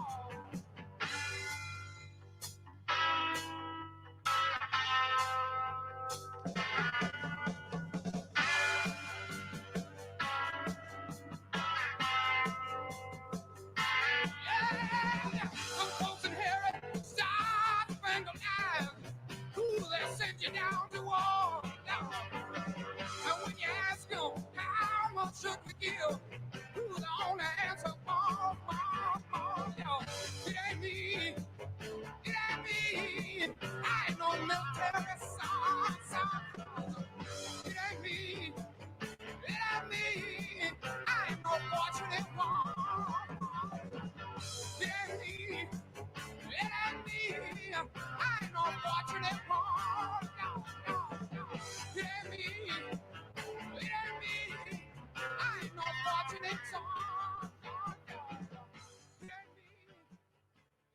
I've paid my dues time after time. I've done my sentence, but committed no crime. And bad mistakes, I've made a few. I've had my shells and kicked in my face, but I've come through. I need to go on. We are the champions, my friend, and we'll keep on fighting till the end. We are the champions. We are the champions. No time for losers, 'cause we are the champions of the world.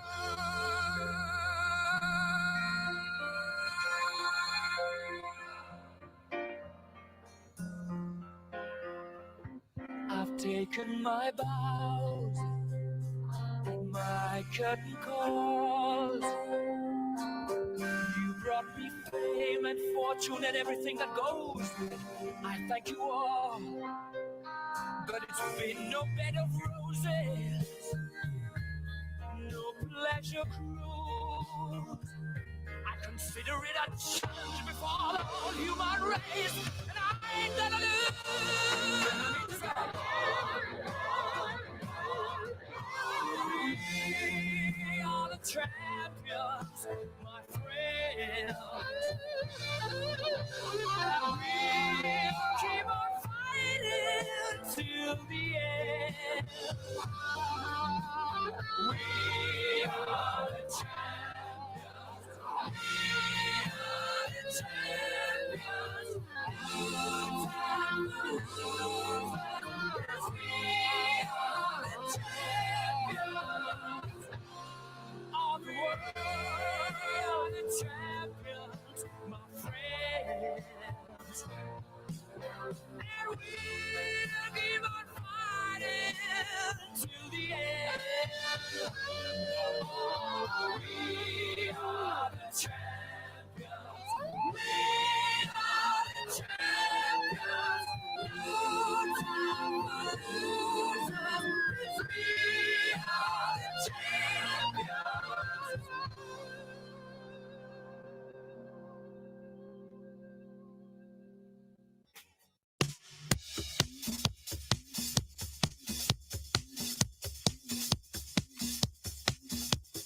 Body, body, one man.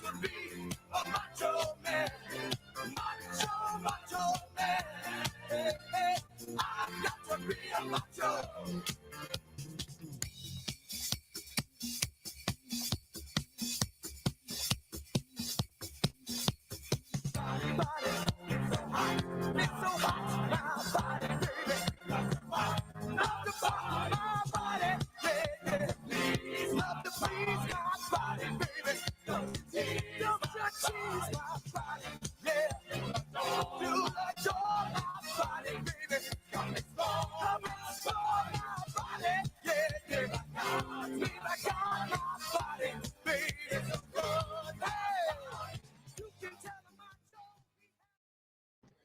Ladies and gentlemen, the President of the United States, Donald J. Trump. And I'm proud to be an American, where at least I know I'm free.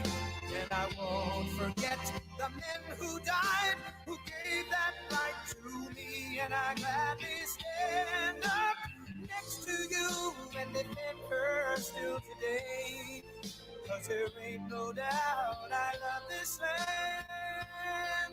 God bless the USA.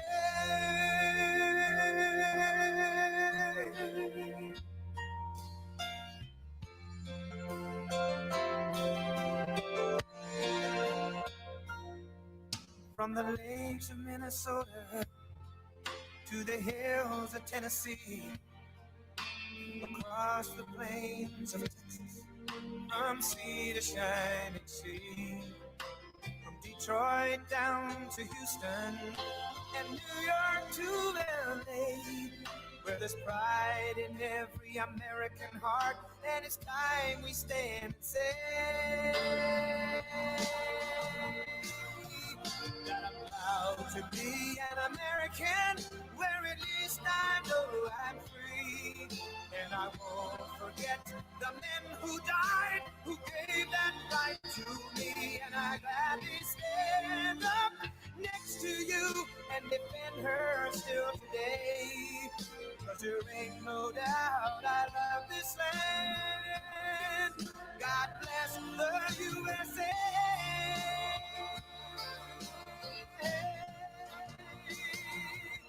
And I'm proud to be an American, where at least I know I'm free. And I won't forget the men who died, who gave that right to me. And I gladly stand up next to you and defend her still today. 'Cause there ain't no doubt I love this land.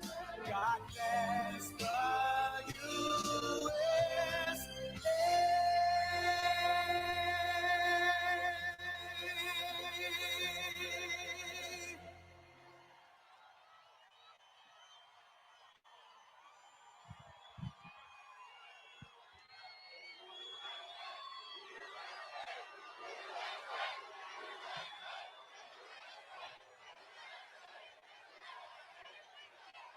Well, I want to thank you very much.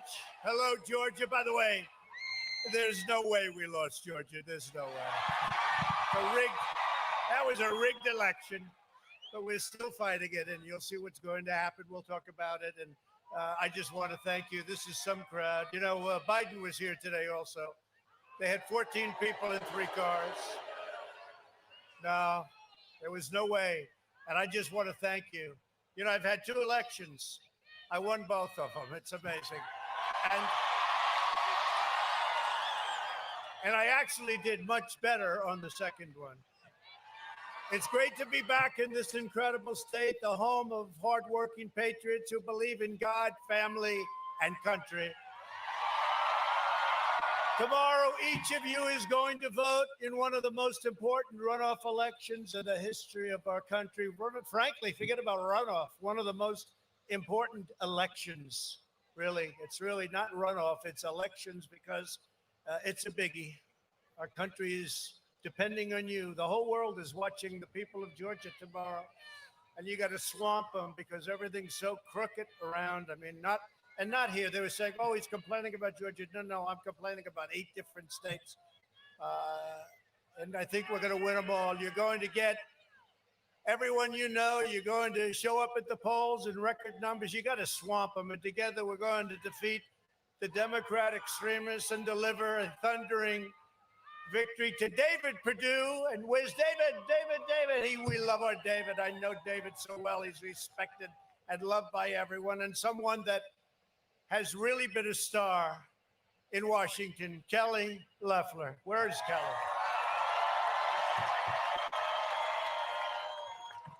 Where is our Kelly? What a job you've done. Thank you. And we'll tell you about Kelly.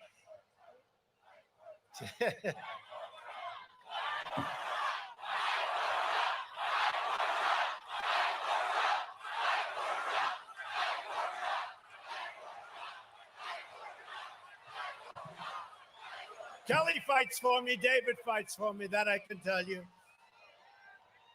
And I will also say, you know, the Republicans, you have to understand, for the people that don't fight, not for me, fighting for us, because we have a lot of corrupt things that happen when they don't fight. One thing I've learned about Republicans, they have some difficulties, but you know a difficulty that they don't have? They never forget. They never forget. And people are going to find that out, because we have to go, and we have to go all the way, and that's what's happening. And you watch what happens over the next couple of weeks. You watch what's going to come out. Watch what's going to be revealed. You watch.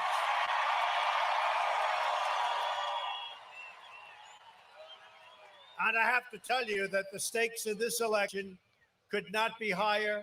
You vote tomorrow. You want to go out tomorrow. People want to go out. They don't want to do the ballot thing. They don't want to do it unless it's the other side, in which case they just print them out.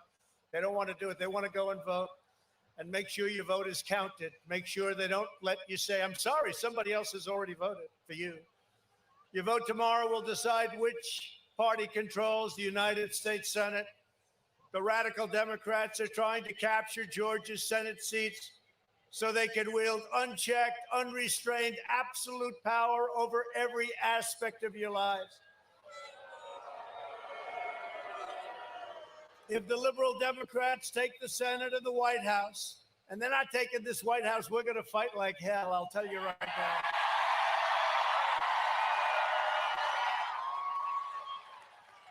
You know, I was telling Kelly before, you can lose, and that's acceptable. You lose, you go, and you go wherever you're going, and you go and say, maybe I'll do it again sometime, or maybe I won't, or I'll get back to life. But when you win in a landslide, and they steal it, and it's rigged, it's not acceptable. Not acceptable. Then you have a country that would be run, if these two don't win, and if we don't take the presidency, you have a country that would be run by Schumer, Pelosi, and Biden. The people of Georgia will be at the mercy of the left-wing socialists, communists, Marxists, and that's where it's going. You know, we don't like to use the word communist. How about the press? Look at them up back there. Look at all of them. How about the press? It's a lot of press. Oh, boy. That's a lot of press. But, you know, they've gone silent now. They have a new thing. They used to fight me left, right? I'd go, they'd go. You know, you'd fight. I'd win, they'd win. Who knows who wins? But people would hear. Now they don't want to talk about it. Unless they can say something bad about you, they don't want to talk about it. So if we talk about certain subjects that you've been watching over the last 6 months, all of a sudden they were getting clobbered. So they went stone cold silent. Big tech, the fake news media, they go silent anymore. They don't talk about it. And that is the beginning of communism. That's exactly what happened. Because I think they hate our country and they despise Georgia values. And I think a lot of you despise them. As you know, there's nothing the radical Democrats will not do to get power that they so desperately crave, even the outright stealing of elections like they're trying to do with us. We're not going to let it happen. Over the past, and I hope Mike Pence comes through for us, I have to tell you. I hope that our great vice president comes through for us. He's a great guy. Of course, if he doesn't come through, I won't like him quite as much. Nah, Mike is a great guy. He's a wonderful man and a smart man and a man that I like a lot. But he's going to have a lot to say about it. And you know one thing with him, you're going to get straight shots. He's going to call it straight. Over the past few weeks, we've demonstrated that we won the election in a landslide. Almost 75 million people voted for me. The most of any incumbent president in the history of our country. We won over 11 million, close to 12 million more votes than 2016. One of the largest, actually the single largest increase in the history of our country. No person that went to a second term or went through an election where he got nearly 12 million votes. No, it never happened before. Never happened before. We made historic gains among African Americans, Hispanic Americans, Asian Americans, and we won the largest share of non-white vote of any Republican president in 60 years. We also won 18 out of 19 bellwether counties. Now, when you win just a few bellwether counties, you always win the election. We won 18 out of 19. That's a record. And they said we didn't win. We won 25 of 26 toss-up House races. And I think we have one that we're waiting for, right? Did you see the one in, hello, Mike. How are you, Mike? Did you see the one in New York where Claudia, good woman, they keep finding votes. They keep finding votes. She's up by 18. Oh, we just found 19 votes. It's same kind of stuff. Democrats were projected to gain 15 House seats, and instead, and Kevin McCarthy gives us the credit. Good man, very good man. My coattails, we swept our Republican House candidates to victory. We have a couple of great ones with us tonight. And the Democrats lost 14 seats. It was supposed to be the other way around. And when that happens, no president loses unless they play games. You don't lose, they play games. The fact is, we won the presidential election. We won it big, and we're going to win tomorrow. We're going to win it really big. We have to. We have to. People have no idea how important that is. Tonight, our mission here in Georgia is to make sure the radical left cannot rob you of your voice and your votes in Washington. You can't lose these two people. And I really know them well. They're the most respected people. They're great people. And they really do have a voice, and they love their state, and they love their country. The Democrats are trying to steal the White House. You cannot let them. You just can't let them steal the U.S. Senate. You can't let it happen. You can't let it happen. David and Kelly are running against the most extreme liberal candidates in the history of your state, probably in the history of our country, John Ossoff and Raphael Warnock.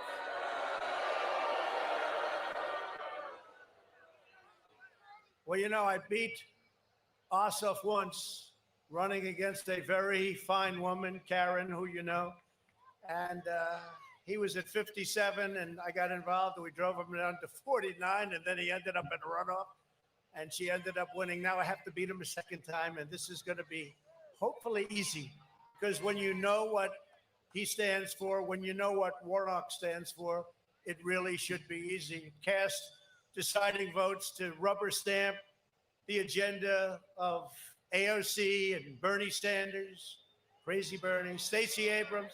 What's with this Stacey Abrams? You know, your governor and your secretary of state, they're petrified of Stacey Abrams. What's that all about? Did you see this consent decree they signed? With signature verification, you can forget about it.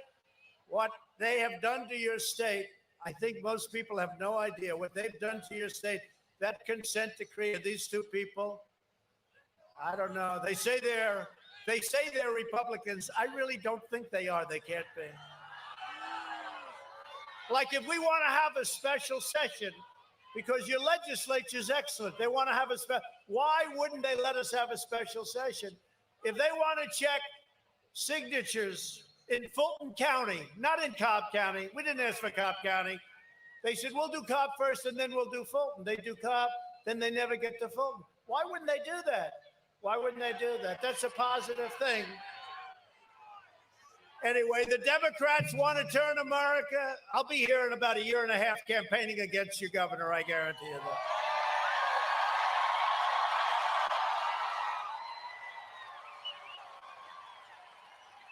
I shouldn't say this because I just don't want you to tell anybody outside of this room other than the millions of people. No, but you know, I endorsed him. He was in last place. And I endorsed him. He went to first place immediately, and then he won the primary, and then I gave him a couple of rallies, which I don't like doing for other people. I was telling Kelly, I don't do rallies for other people. I do them for me, right? Not that easy a crowd like this. They say over 25,000 people. Over what? Over a couple of days' notice. Is everybody glad you're here, right? I think so.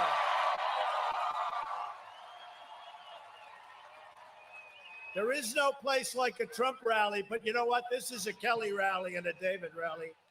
And I wouldn't do it unless I loved them both. I wouldn't do it. But I'm going to be here in a year and a half, and I'm going to be campaigning against your governor and your crazy Secretary of State. That I can tell you. And you have great candidates. They want to turn, the Democrats do, America into Venezuela with no jobs, no prosperity, no rights, no freedom, no future for you and your family. Here is exactly what the radical left will do if they win this runoff election, which we can't let them do tomorrow. Tomorrow is a big day. I guess we have to get over 1 million votes tomorrow, right, Kelly? Over 1 million. All right, that's a lot of votes, Kelly, but we'll do it. And the one thing I know, if they win, I'll get no credit. And if they lose, they're going to blame Trump, these people. And Kelly won't let that happen. Please win tomorrow. You're going to win so big, it's going to be great story. It's a great story, a very important story for our country, long beyond Georgia for our country. It's such a big story. They'll massively raise your taxes on the middle class to pay for socialism. The U.S. military, which we rebuilt, we've totally rebuilt the U.S. military, much of it coming right out of Georgia. We built it right out of Georgia, a lot of it. You have incredible contractors in Georgia, military contractors, and they got plenty of our money. Spent $2.5 trillion. When I took over the military, it was absolutely a mess. It was depleted. Now it's the opposite of depleted. The U.S. military will be gutted. Our military families across the state and all over the state will be betrayed. Their benefits and opportunities will be slashed. Fort Benning, Fort Gordon, and other Georgia military institutions will be the first on the chopping block. And by the way, they'll be forced to change the names of the bases where generations of American patriots trained to win 2 world wars. I don't know, Fort Benning. Let's see, give me a couple of names. I could give you some. I don't want to give them the credit, but you'll name them after other people. Fort Trump. Yeah, how about that? I like that. Yeah, let's change the name. Let's change it. Kelly, let's change it. If they name it Trump, let's change it now. Now they're going to go back and say, he wants to have Fort Benning changed to Trump. Watch, they'll say, he's begging for Fort Benning to be changed to Trump. No, I don't want that. The Democrats will surrender the entire U.S. manufacturing industry to China. You notice they never criticized China, right? They never criticized. It's Russia, Russia, Russia. I saw it today again. Russia, Russia. Oh, Russia. Here we go. That was another great scam. I've been involved in the 2 greatest scams in American history, the Russian hoax, and now they are trying to steal an election from us. And we won, not by a little bit, we won in numbers like nobody's seen before. If Ossoff and Warnock are elected, they will immediately throw, and you know what's going to happen. They'll throw open American borders and allow tens of millions of illegal immigrants to pour into our country from every corner of the globe. Your schools, your hospitals, and your communities will be overwhelmed. And the wall, remember, we'll build the wall. We're going to build the wall. And that's right, Mexico is paying for the wall. If I were here, they would be. Because we were going to charge them a nice fee right at the entry points. And they were paying for the wall. They paid for 28,000 troops along the wall and along the border, which we don't need so much anymore. But we built almost 500 miles of wall, and they want to rip down the wall.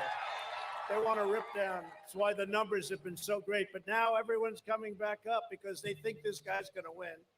And if he wins, it's going to be everything that they could dream of. And, you know, we want to help other people, but we can't afford to do it. We can't afford to do it. So they're coming up now, the caravans. Remember the caravans? The caravans are starting to form. Here they come. But let's keep this thing going. We have great support in Congress. We have good support in the Senate. I wouldn't say great, could be better. But people will remember the people that don't support us. If they win this race, Democrats will implement nationwide catch and release. You know what that is? You catch a criminal and you take his name, you say, you're released into our country. I ended it. You're released. Come back in 4 years. We're going to take you to court. So far, nobody's ever shown up. I mean, literally, they almost don't show up. And that's when I had the big debate with Biden. They come back for court. I said, no, they don't. I turned out to be right. Did they apologize? I don't think so. And turn our entire country into one giant sanctuary for criminal aliens, setting loose tens of thousands of dangerous offenders and putting MS-13 gang members straight into your children's schools. And, you know, we've removed thousands and thousands of MS-13 gang members. And I want to thank ICE, and I want to thank Border Patrol.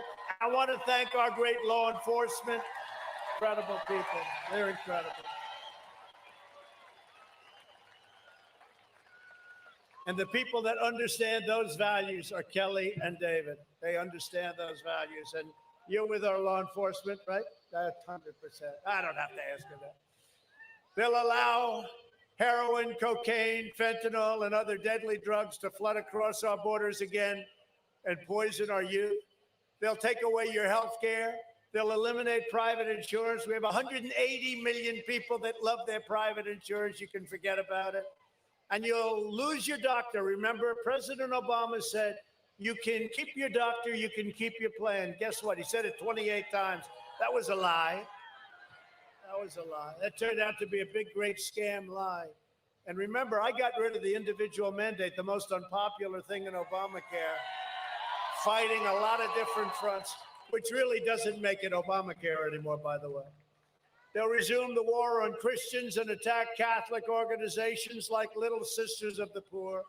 They will ban voter ID. We want voter ID. Is that so much to add? And institute universal, unsolicited, mail-in balloting in every state.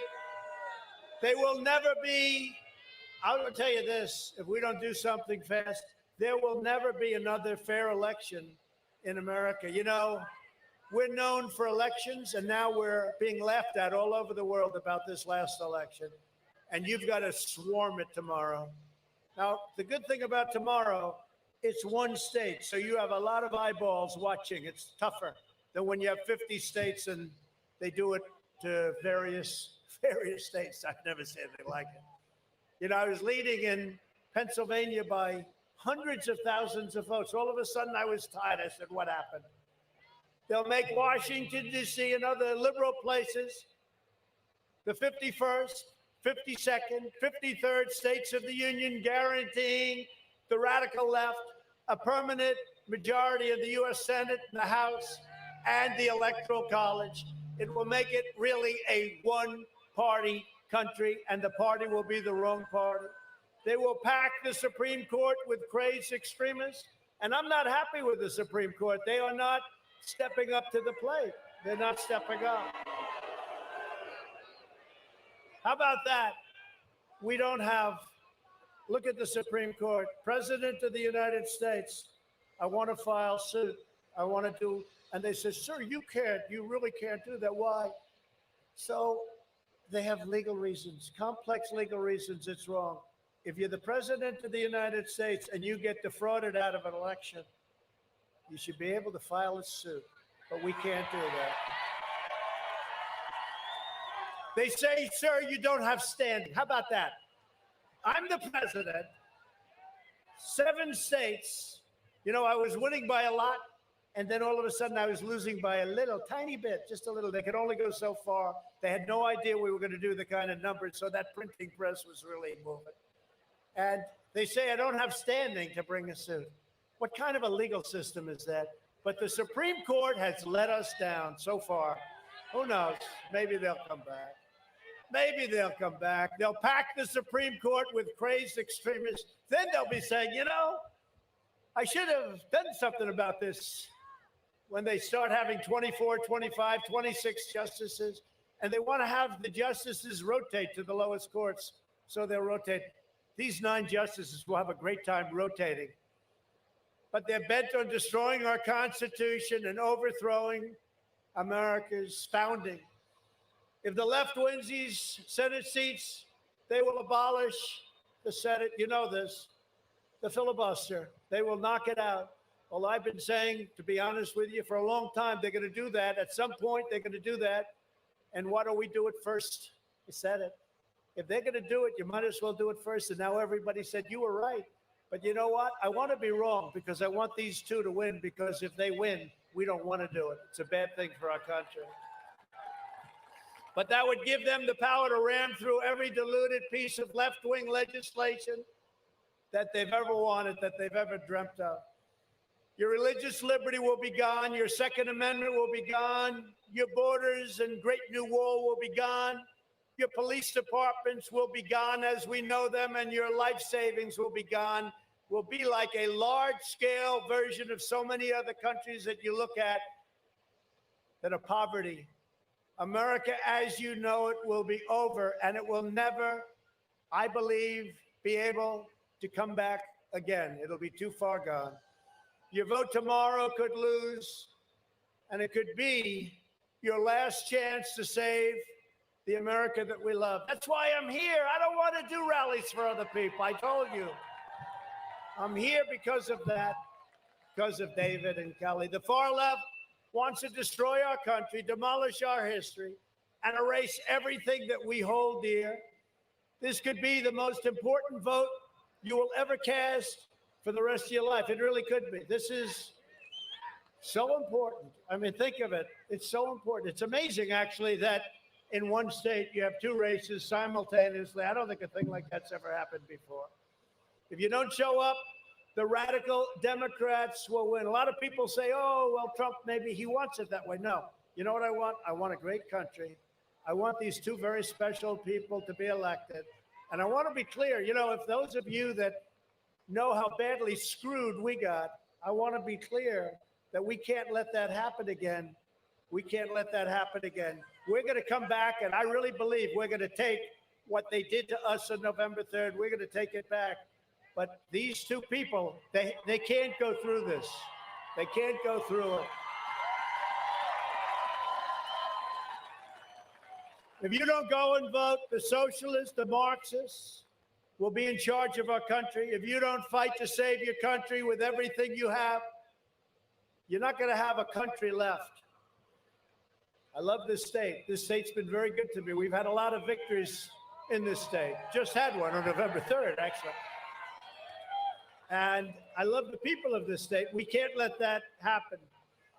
The damage they do will be permanent and will be irreversible.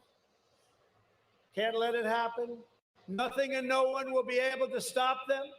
These Senate seats are truly the last line of defense. Now, I must preface that by saying, because they'll say, he just conceded. No, I don't concede. So, Kelly, if I might add, I think we're going to win, in which case we'll be the last line of defense. It's called veto, veto, veto, veto. So tomorrow you must get out and vote for David Perdue and Kelly Loeffler. Over the last 4 years, David Perdue has been one of our greatest allies and strongest defenders in Washington. He's a great gentleman. David was a critical vote in the right to pass the largest package of tax cuts and reforms in American history. We did that together. We got it done. Launching an incredible economic boom. The greatest tax cuts in the history of our country. Think of it. And the greatest restrictions. We were so restricted we couldn't breathe in this country. That's one of the big, I think it might have been more important in many ways than the tax cuts. You would know that, being one of the great businessmen of our world, right? I think it was maybe more important. When Georgia needed a strong voice in Washington after Hurricane Michael, remember Hurricane Michael? And I was down here with David. But David Perdue led the charge to get the workers and farmers of your state the relief you deserved. He said, sir, can we get $1 billion? And I said, we're going to get it, David, and we got it very fast. And there was no mechanism to get it.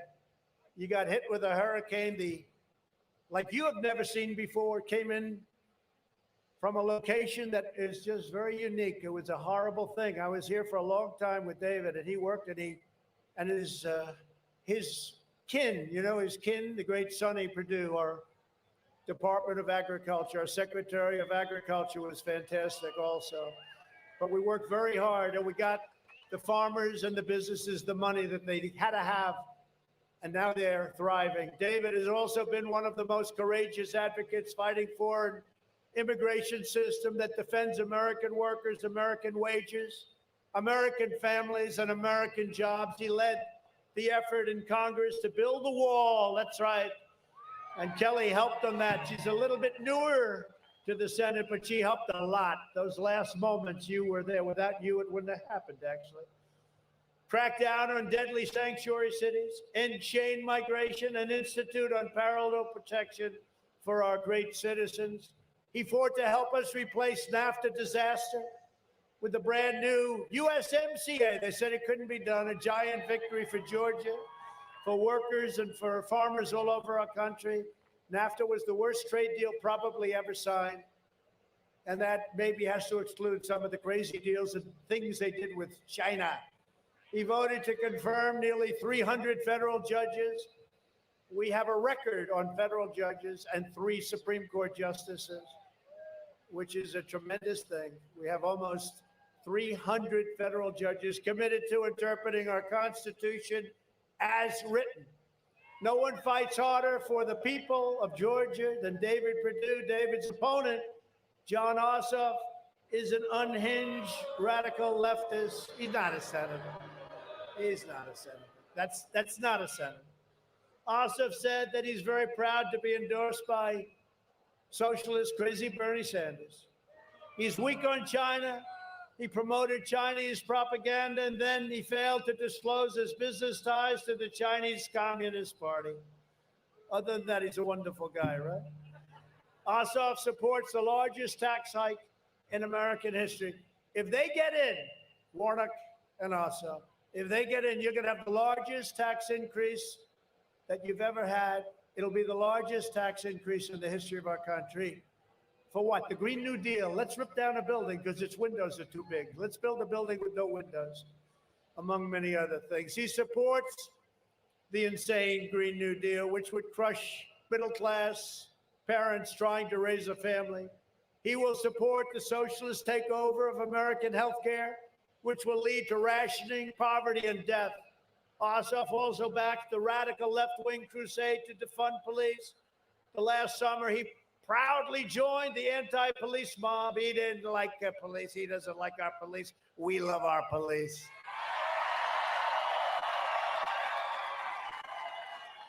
Slandering our brave men and women in blue.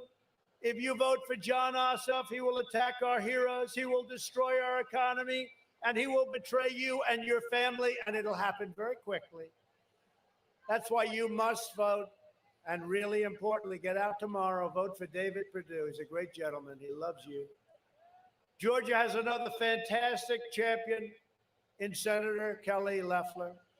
Kelly is a staunch defender of our incredible military. I'm so proud of our military. She supports the wall, and she always stands with the heroes of law enforcement, ICE, and Border Patrol. I hated it, Kelly, when we got ballots in from the military with Trump all over it, and they got thrown into a river. You saw that? They threw ballots into a river from the military with my name all over. We want Trump. Boom, goes into the river. That was just one of many instances of problem. Kelly is also a committed protector of your Second Amendment rights. With Kelly's vote, we confirmed our 3rd new Supreme Court Justice, Amy Coney Barrett.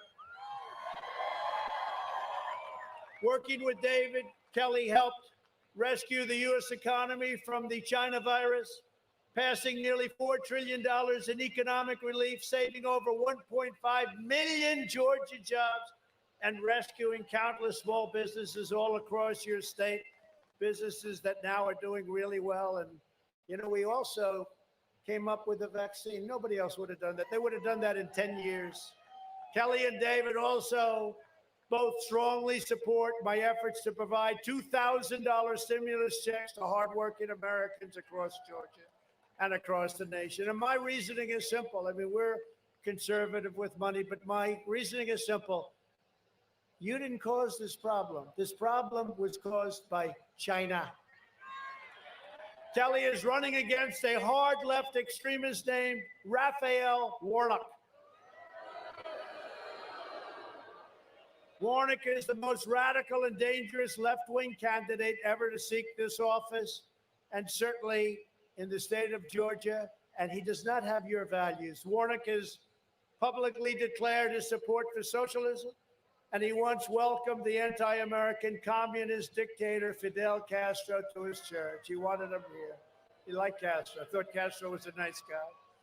Warnock said that, quote, nobody can serve both God and the military, a vicious smear against thousands of patriotic service members across the state of Georgia. He wants to abolish cash bail. You see how that's working in New York City, right? Not working too well. He has called for, quote, opening up the jails, and he slandered our police officers as gangsters, thugs, and bullies. The choice for the voters of Georgia could not be more clear. John Ossoff and Raphael Warnock are fringe extremists who would wreck everything Georgia patriots hold dear to their hearts. Kelly Loeffler and David Perdue share your values, and you know that. They share your values like nobody shares your values. I can tell you they share your values. They want to defend your interests, and they will always put America first. Did you see the other day? What a great name, America First. They announced they don't want to do the America First policy. How crazy. Even if you're not going to do it, which is basically protect us, we come first, right? But even, and that includes financially and every other way, even if you don't believe it, you don't say we're going to end America first. They want to end America first. Kelly, I'd love you to just come up and say a few words. Would that be okay? Kelly.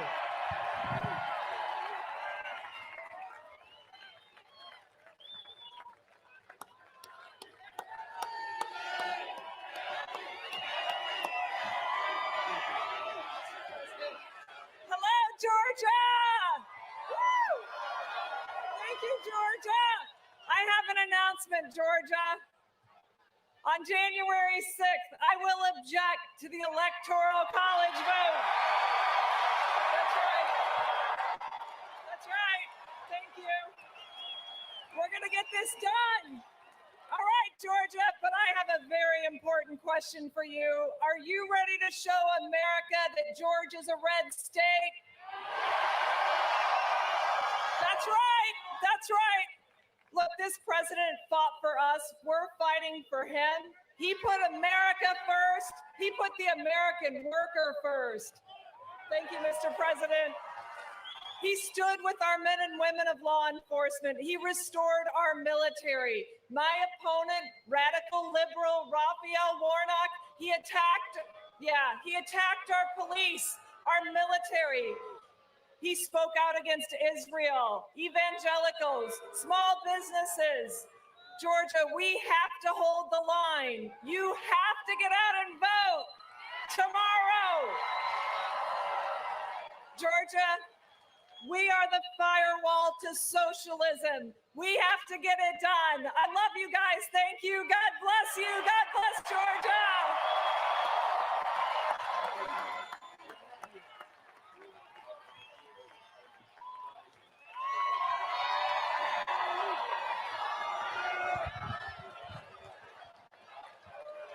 Thank you. Thank you, Kelly. That was nice. I'm glad I invited her up. Kelly, I'm glad I invited you up. That was great. Thank you, darling. That was so great.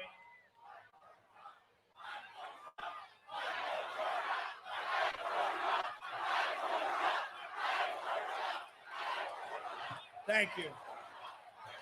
Thank you. You know, it really is. It's fight for our country. It's really fight for our country, not fight for Trump. It's fight for our country, because that's what we're fighting for. Also joining us tonight are Georgia representatives Marjorie Taylor Greene. I love Marjorie Taylor Greene. Come up here. Kelly wants you to come up here. Come here.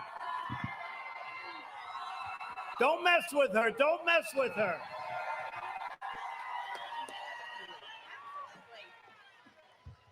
Hello, Northwest Georgia. All right, let me tell you something. I'm so fired up to hear Senator Kelly Loeffler. She's going to object on January 6th. Yeah.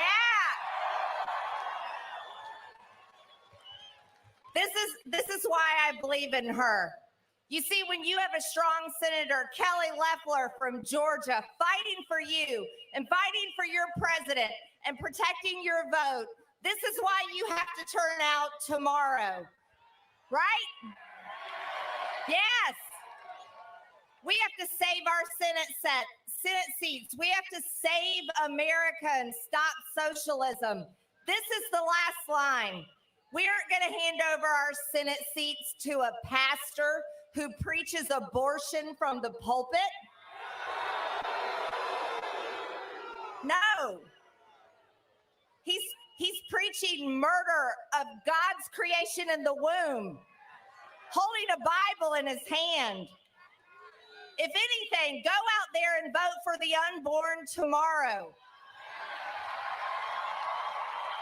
Right? We've had enough. We're not going to let Georgia go to two radical socialists. No. I need you all to go out there and vote. Our district has to show up. We've got to stop this attack, stop our Senate seats from being handed over to these radicals, and we're going to fight for President Trump on January 6th. God bless Georgia. God bless America. Let's do this.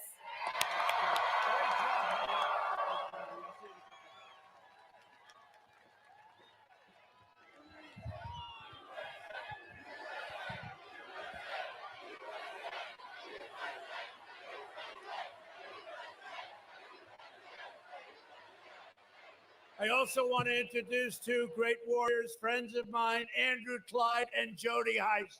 Jody, thank you. Thank you, Andrew. Thank you very much. Great job. We have another friend of ours, South Carolina Senator Lindsey Graham.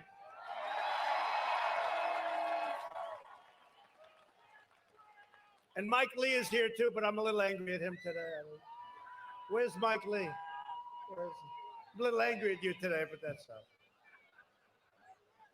State Representative Vernon Jones, what a great guy he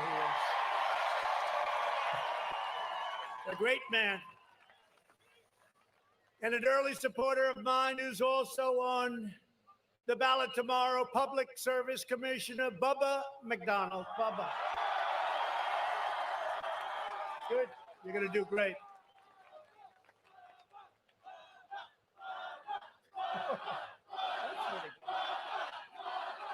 Great guy. Thank you, Bubba. Thank you. Good luck tomorrow. You'll do well. Georgia Republican Party Chairman David Schaefer, and he's fighting. He's out there. He is fighting. He is fighting.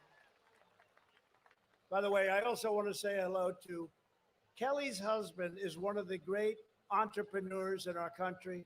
He's respected by everybody.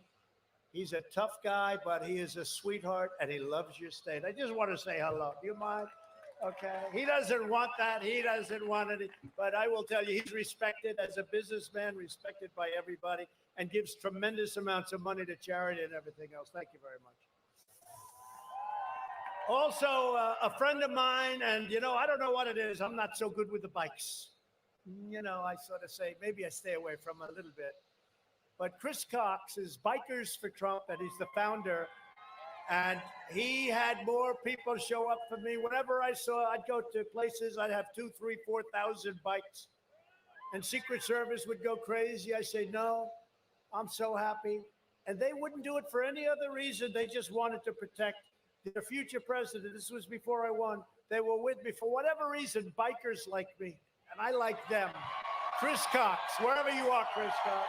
Where's Chris? Right? I don't know why the bikers like me, Chris, but they do. But I like you guys a lot, and you're great. We go to speeches and we'd be packed, and we couldn't even get them. They didn't even want to be inside. They stood outside, and they were protecting their president when I became president. I never felt safer in my life. Thank you. True. That's true. Another man who's respected by everybody, friend of mine, David McIntosh, Club for Growth. David, thank you, David. Respected by everybody. And I want to thank Don Jr. Did he do a good job tonight? I watched. Where's Don? Don is great. I don't know. He sort of has. They love our Don, but he's working hard. And I want to thank Don and Kimberly Guilfoyle, who has been incredible.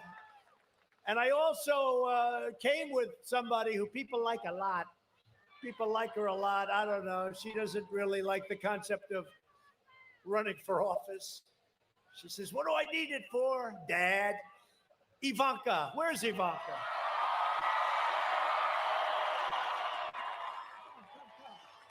Should we get Ivanka up? Yes, right?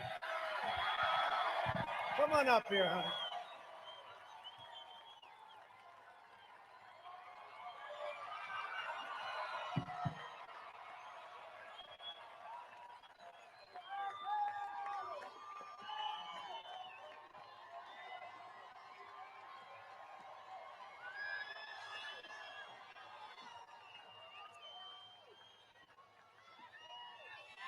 Hello, Georgia.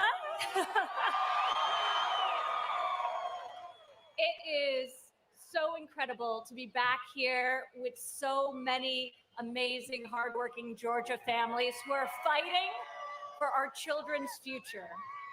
Each one of you. And it's so great to be back in Georgia with this warrior, my father, the people's president.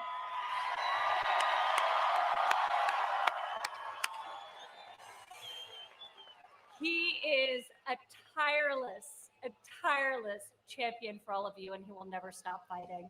And by his side are two amazing senators that we have to send back to the Senate and send a resounding message that patriotism is alive and well in Georgia. And Georgia is going to keep freedom alive in America. Please vote. Thank you. God bless you. God bless Georgia. And God bless America. And God bless our president.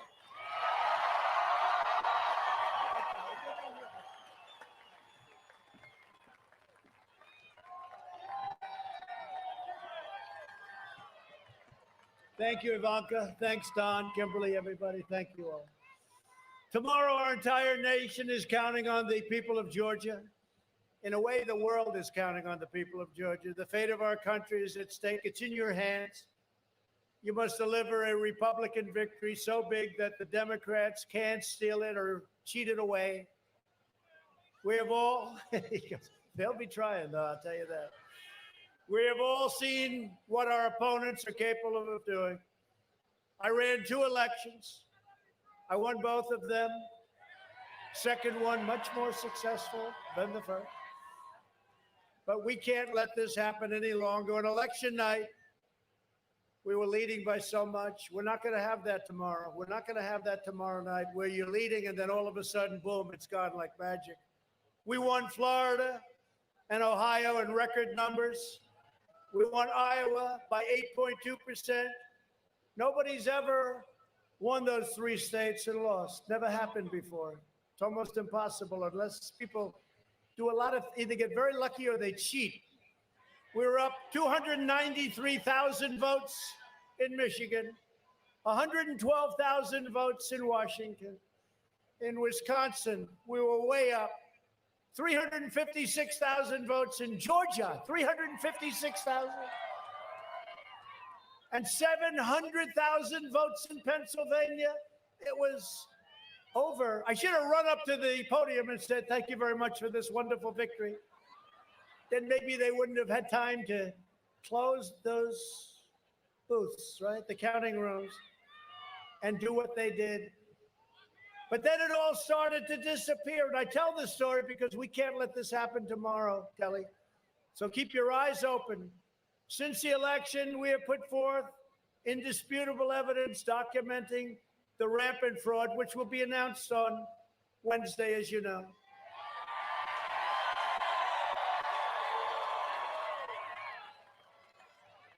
And I want to thank Senator Josh Hawley and Ted Cruz and all of the incredible senators that have stepped up to fight, because they've seen what happens. They know it's a fraud. And not just here. You know, I watched some of the people on Fox. I had no choice. I had to. I didn't have enough channels. And they said, why is he fighting for Georgia? It's not enough. No, I need 3. I'm fighting in 8, actually, but 6. And we're going to win them all. But they said, why? One of the people, a very fine woman, actually, but she said, why is he fighting Georgia? It doesn't get him there. I said, no, but Georgia and Pennsylvania and one other get me there. And we have 6 and maybe 8, if you look at them. And we were leading all of them by a lot until, like a miracle, it started to quickly disappear. Right here in Georgia, there were tens of thousands of illegal votes cast and counted. You know that. And here are just a few examples. Watch this for tomorrow. We were up 10,315 ballots were cast by individuals whose name and date of birth matches a Georgia resident who died in 2020 prior to the election. Then your wacky Secretary of State said 2 people. Now, I don't know how many people are on that list, but it's a lot of people. 2,506 ballots were cast by individuals whose name and date of birth matches an incarcerated felon in a Georgia prison. Maybe they aren't all there, but they did a lot of work. I paid a lot of money to a lot of people, I can tell you that. 4,502 illegal ballots were cast by individuals who do not appear on the state's voter rolls. Wow, that's sort of strange. 18,325 illegal ballots were cast by individuals who registered to vote using an address listed as vacant, according to the Postal Service. At least 86,880 ballots were cast by people whose registrations were illegally backdated. Oh, I can't believe that happened. 66,000 votes. You have to understand, we're down by a little more than 11,000. So every one of these is determinative. 66,000 votes in Georgia were cast by people under the legal voting age. At least 15,000 ballots were cast by individuals who moved out of the state prior to the November 3rd election. And maybe they moved back in. I don't know. I mean, I can't tell. They moved out. Let's go back. Usually it takes a little time, right? You know, we moved out. Let's go back, darling. Georgia's absentee ballot rejection rate went from an average of 3% in 2016 and then went down very low to almost 0 now. Oh, think of it, almost 0. If you multiply that out, and this is with many, many more ballots pouring in, went to almost 0. 48 out of 159 counties in Georgia rejected no ballots at all. These absentee ballot rejection rates prove that the tens of thousands of illegitimate ballots were counted. There were more absentee ballots in 2020 than ever before by far, but magically far fewer ballots were rejected.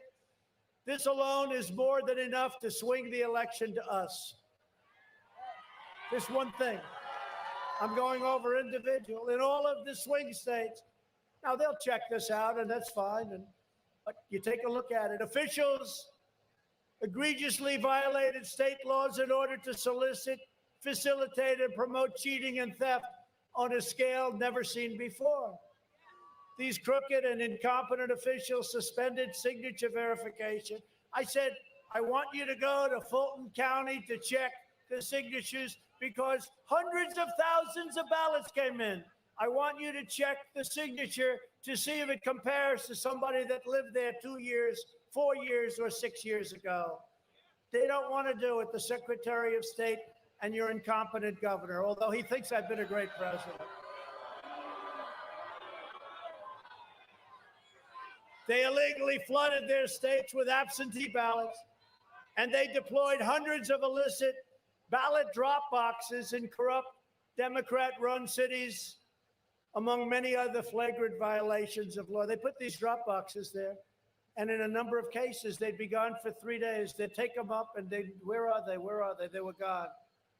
Georgia's Secretary of State agreed to a litigation settlement, which is something that nobody's ever seen one like this. I want to just tell you that Stacey Abrams took him to the cleaners.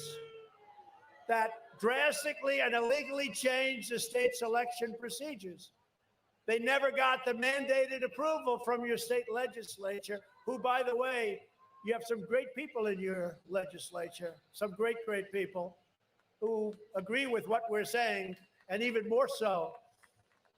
But think of it. They never got the approval. You have to, by law, under the Constitution, you can't just do these deals and not get the approval. And your Secretary of State, or whoever it was, made this horrible consent decree, horrible, which got rid of so much safety. It's a disgraceful thing. And it was only approved by your local politicians, him, and local judges. You can't do that. You have to have your state legislatures do it. That's true with all states. Tens of thousands of votes are missing. We go all over the world telling people how to run their elections, and we don't even know how to run ours. The most unhappy person right now anywhere in the United States is Hillary Clinton, because she's asking the Democrat Party, why the hell didn't you do this for me?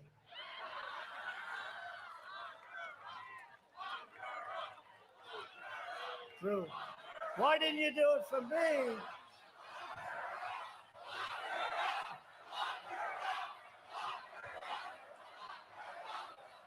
Why the hell didn't you? You notice how quiet she's been? I shouldn't have said that, not tonight, Jill.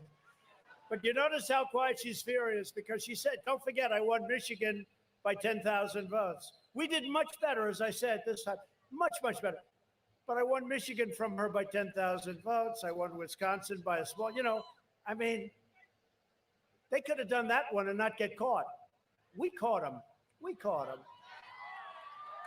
And I say to people like Mike Lee that are here and Lindsay, I say, if they got approved and verified, they use the word verified, votes that are fraudulent, and then we find out after, because you can't do it that quickly, it doesn't go that quickly, it's a lot of work and a lot of votes and a lot of people.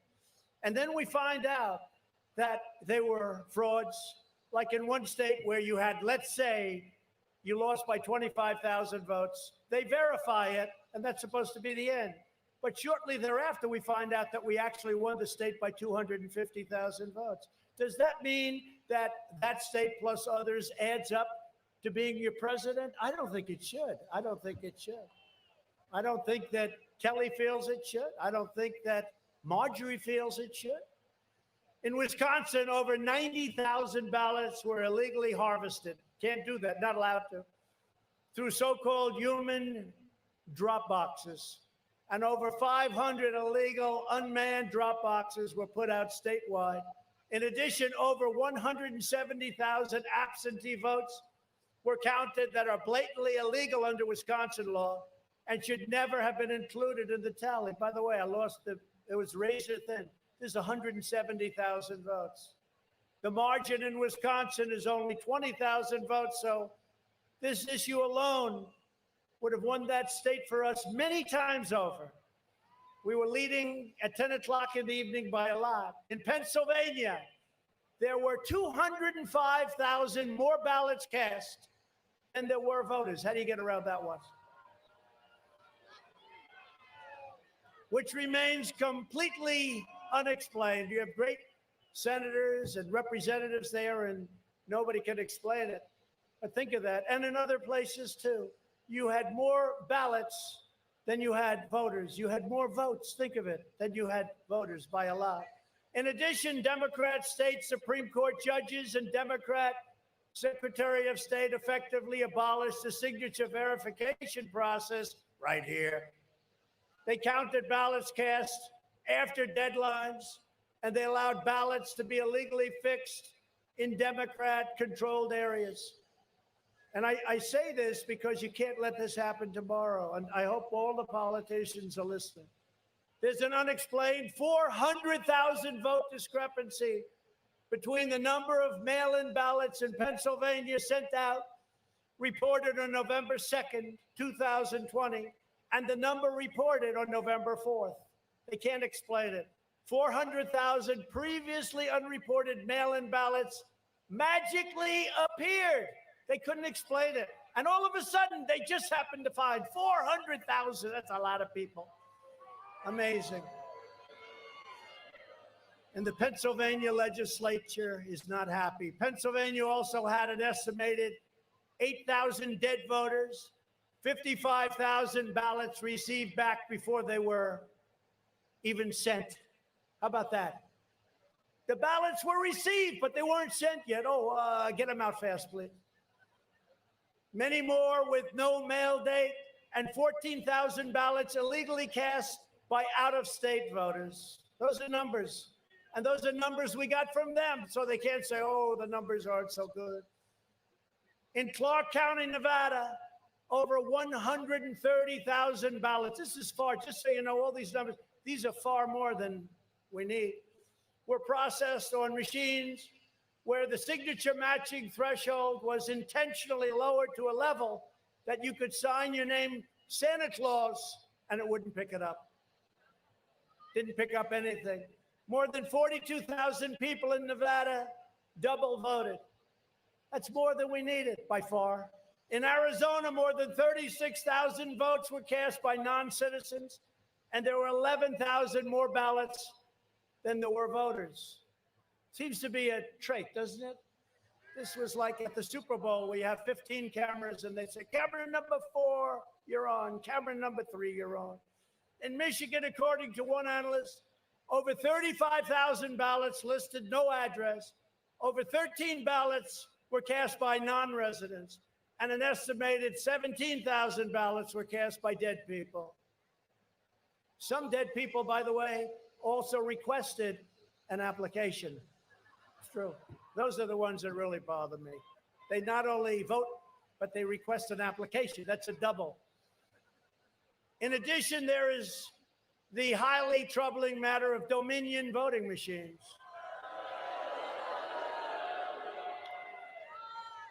And I want you to watch this very carefully tomorrow, everybody. You have to watch it carefully. I want to read you from a letter from Georgia State Senator William Ligon. You know who he is, right? Highly respected guy.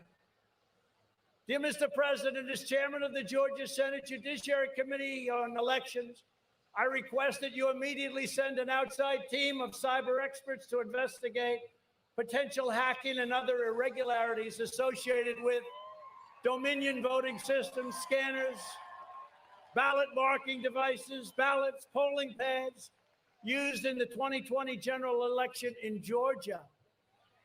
You don't hear this from your Secretary of State, and you don't hear this from your governor. And you do have a great legislature, I have to tell you, but the governor won't let them hold a session to decertify.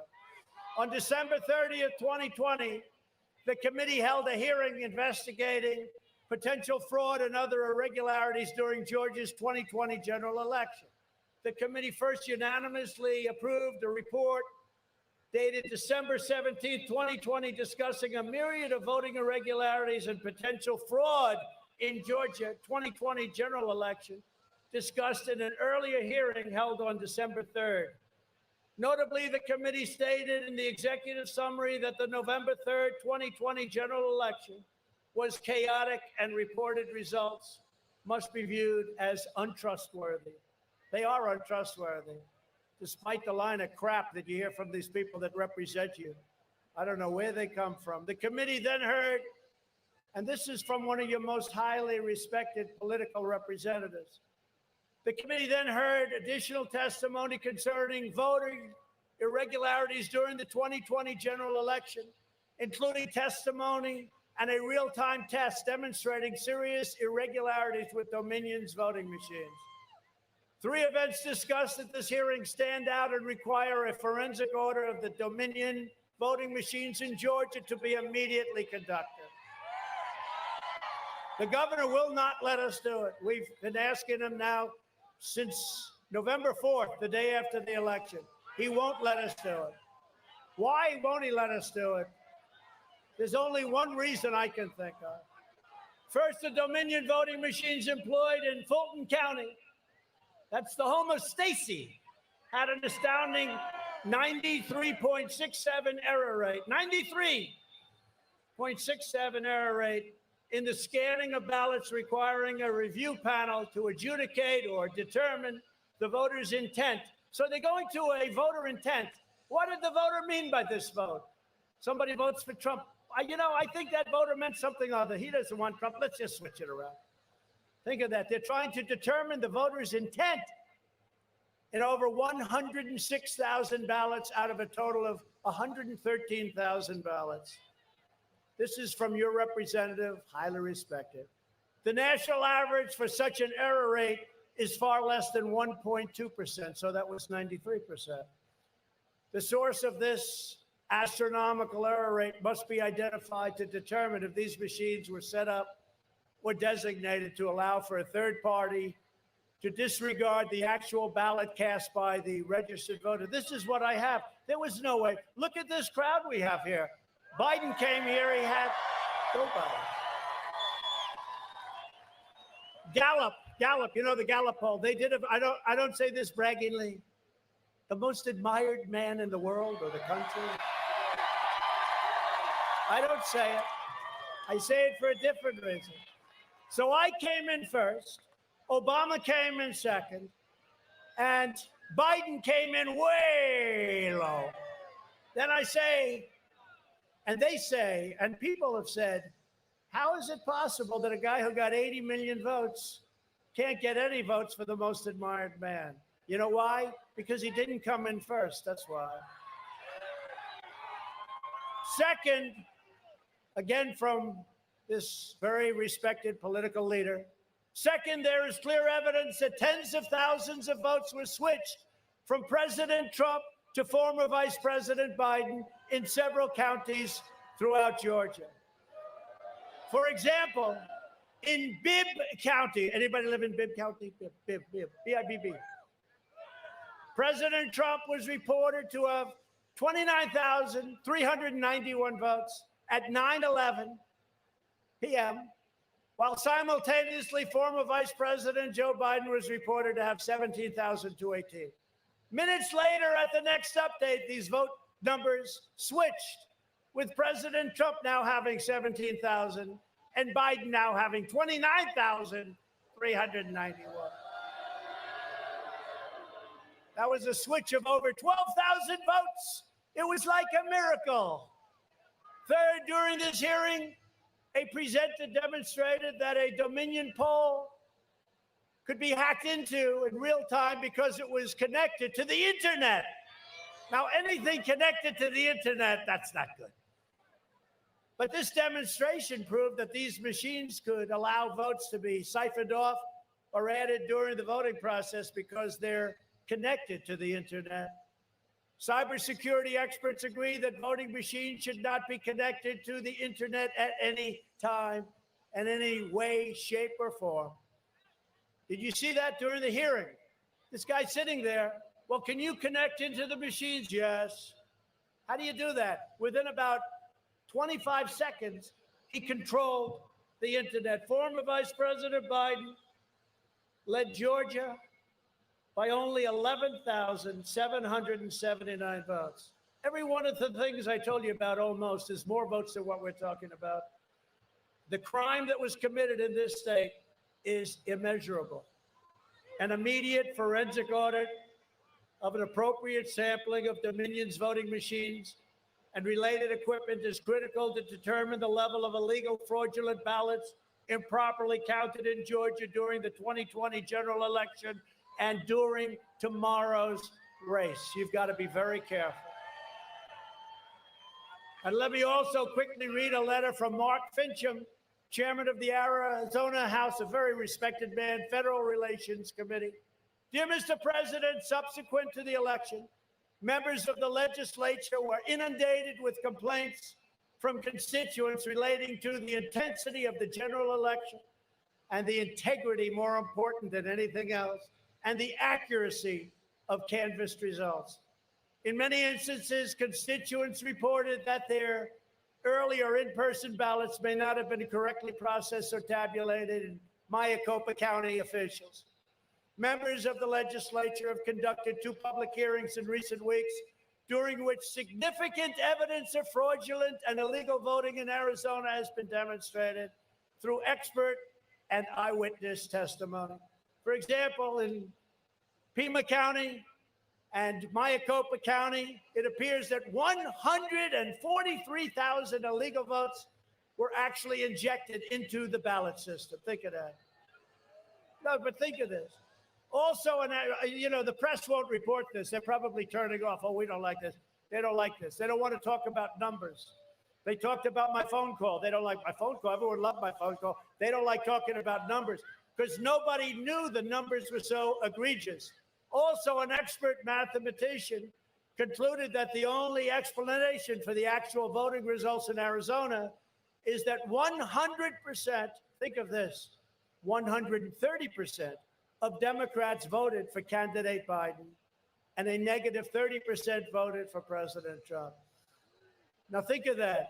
In order to get to the numbers, 130% of the voters, that's a little tough to get, okay, had to vote for him, and minus 30 had to vote for me.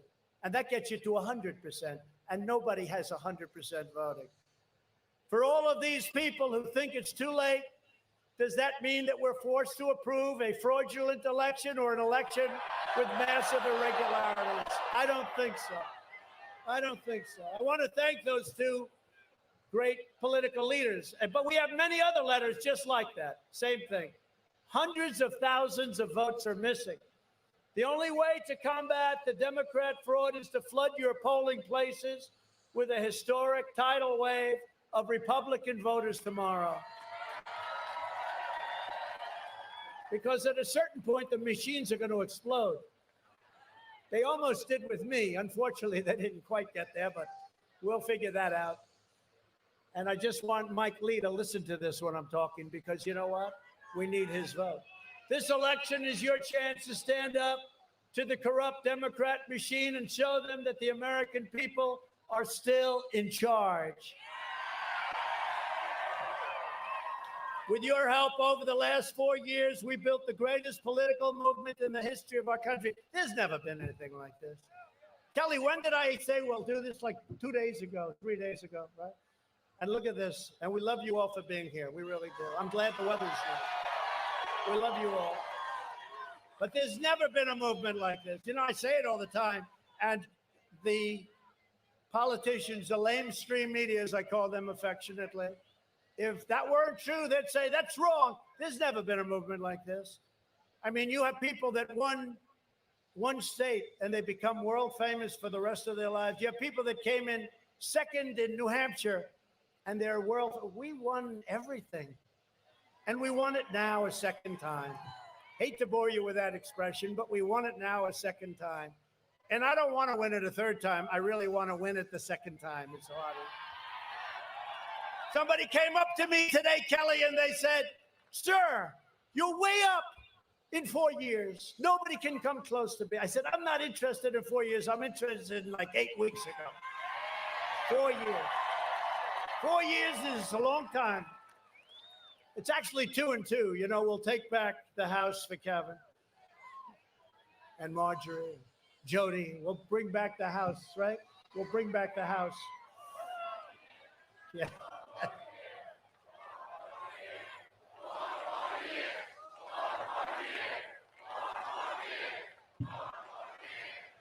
No, if we didn't win, I'd be all upset.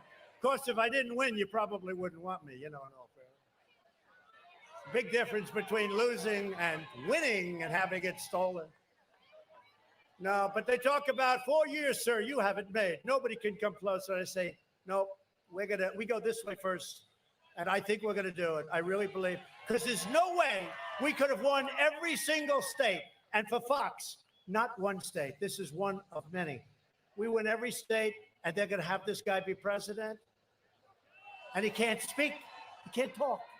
Already we've achieved more than anyone thought possible, and we are just getting started. And honestly, it's you. It's amazing. What happened? I don't even know why the hell. I say, let's have a rally. We have a rally, and thousands of people. Honestly, there's never been, I'll go out on the extreme, there's never been anything like this in the history of our country. And the election is over, the presidential election, and we have a big one tomorrow. But there's never been anything like this in the history of our country. Our economy is coming back. It's roaring back. Our stock market is an all-time high. Who would have thought that? We're rounding the turn because of what we did with the vaccines, and nobody else would have done it. It would have taken so long. The economy boomed at 33.4% last quarter. That's the fastest rate ever recorded. And we're talking about pandemic. During a pandemic, we've already slashed the unemployment rate in half. And for decades, our politicians spent trillions of dollars rebuilding foreign nations, fighting foreign wars, and defending foreign borders. You know, we're bringing many of our great troops home. I mean, I hate to say, but got to do it. We've been in Afghanistan for 19 years. I think that's enough. I think that's enough. We've got them a lot of, very few left, and very proud. Nothing worse than going to Dover and meeting the parents of our great warriors that have fallen, our great warriors coming home so badly wounded or dead, and on countries that many of you have never even heard about. So we bring our soldiers home. We've been incredible warriors. We can beat anybody. Nobody has our equipment. Nobody has our military. Nobody has our people. But we aren't over there to be policemen. We're not over there to be policing. They're warriors. They're fighters. And that's what we want them for. That's what we have to have them for. But we brought a lot of them home. We are finally protecting our nation, rebuilding our cities, and we're bringing our jobs, our factories, and our troops back to the USA where they belong. But everything that we've achieved together is on the line tomorrow. Our fight to take back our country from the big donors, the big media, and the horrendous big tech giants that our politicians, not these two politicians, are afraid to attack. Section 230, we have to get rid of Section 230 politicians. Well, you're not going to have a country very long, taking away all your rights. If you want to send a message to the powerful forces that are trying to control your country, you must get out and vote tomorrow for David Perdue and Kelly Loeffler. With your help, we're going to continue our mission to save America, and we're going to continue our mission of America first. It's very simple. Each of us here tonight is united by the same core vision and the same timeless American values. We love our country. Together, we believe that faith and family, not government and bureaucracy, are the center of American life. We will defend the right to life, religious liberty, free speech, and the right to keep and bear arms, which I want to take away from you. And we will always support the heroes of law enforcement. We will maintain America's unrivaled military might, and we will preserve peace through strength. You know, when I first got elected, and before I got elected in 2015 and 2016, before they were in debates, and everyone said, oh, he's going to cause wars. He's going to cause wars. I think I'm the only president in many, many decades that didn't get into a war. Right? Remember North Korea was going to be a tremendous nuclear fight and all this. What happened with that? I got along very well with Kim Jong-un. I don't think that Joe's going to, based on what I've heard, but I got along very well with him. And, you know, people say, whatever happened with North Korea? We got along well. But, you know, they all said that with my personality, I'll be in a big war very soon within the first 2 weeks, right? What happened? What happened? And they don't want to mess with us either, that I can tell you. David and Kelly will protect Social Security and Medicare, and they will always protect patients with pre-existing conditions. We will stop the radical indoctrination of our students and restore patriotic education to our schools.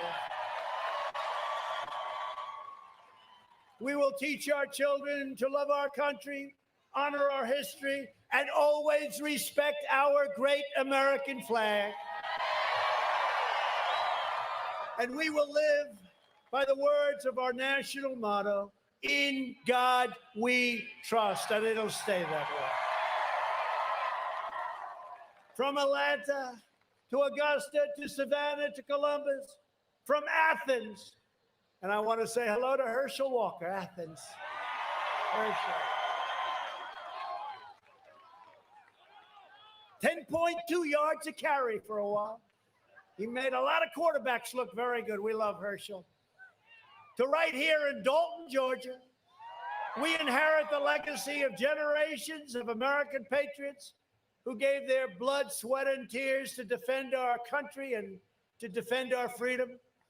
We stand on the shoulders of American heroes who crossed the oceans, settled the continent, tamed the wilderness, laid down the railroads, raised up the great skyscrapers, and won 2 world wars, defeated fascism and communism, and made America into the single greatest nation in the history of the world, and the best is yet to come.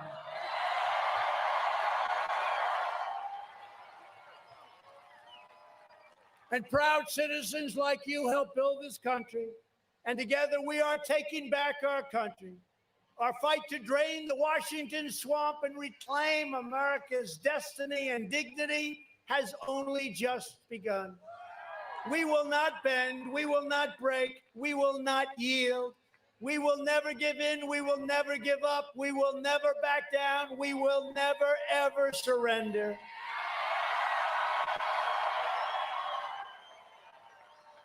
Because we are Americans, and we are from Georgia. And our hearts bleed red, white, and blue. We are one movement, one people, one family, and one glorious nation under God. And together with the incredible people of Georgia, we have made America powerful again, our military. We have made America wealthy again, our stock market. We have made America strong again. Look at that arm. Look at that.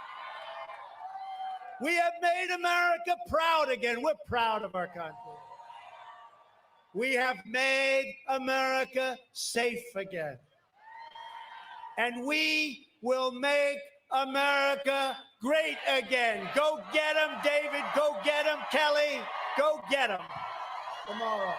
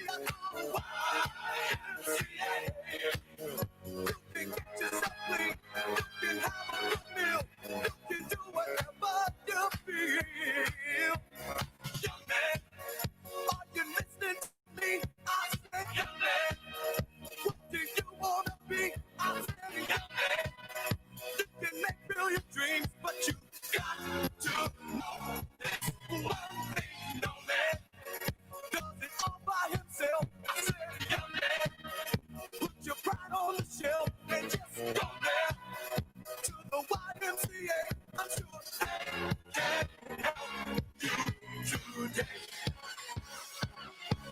It's fun to stay at the YMCA. It's fun to stay at the YMCA. They have everything for your mental joy. You can hang out with all the boys. It's fun to stay at the YMCA. It's fun to stay at the YMCA. You can get yourself clean. You can have a good meal. You can do whatever you feel. Young man, I was once in your shoes. I said I was down and out with the blues. I felt nothing. If I were alive, I felt the whole world was so tired. That's when someone came up to me and said, young man, take a walk up the street. It's a place there called the YMCA. They can stop you on your way. It's fun to stay at the YMCA. It's fun to stay at the YMCA. They have everything but the mental joy. You can hang out with all the boys. YMCA. It's fun to stay at the YMCA. Young man, there's no need to feel down. Young man, pick yourself off the ground.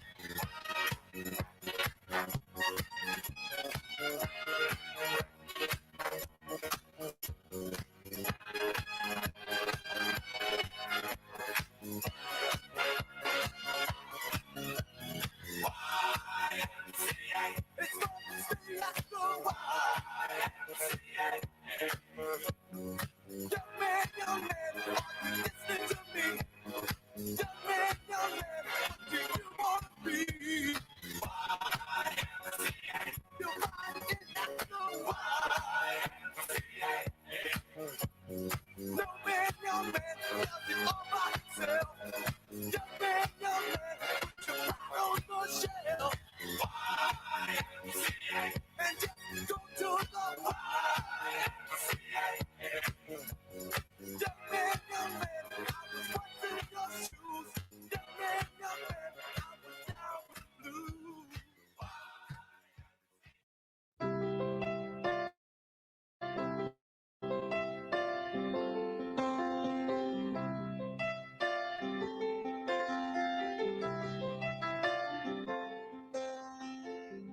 Blue jean baby, LA lady,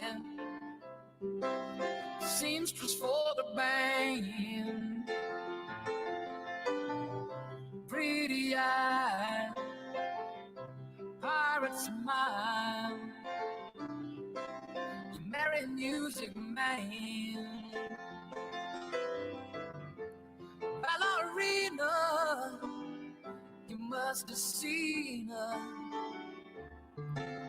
dancing in the sand.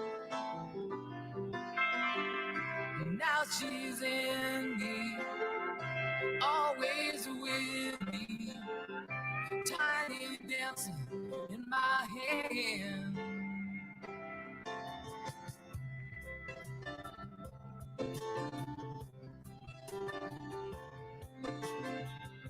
Jesus freaks out in the street, handing tickets out for gold, turning back, she just laughs. Full of art is not that bad. Piano man, he makes a stand in their auditorium.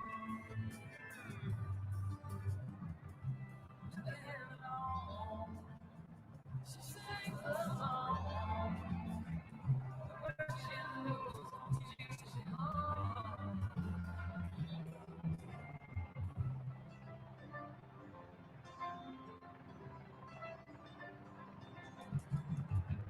Oh, how this worry, I no one Good catch on that. I was trying to fucking tell her, but like, I was still thinking it's over.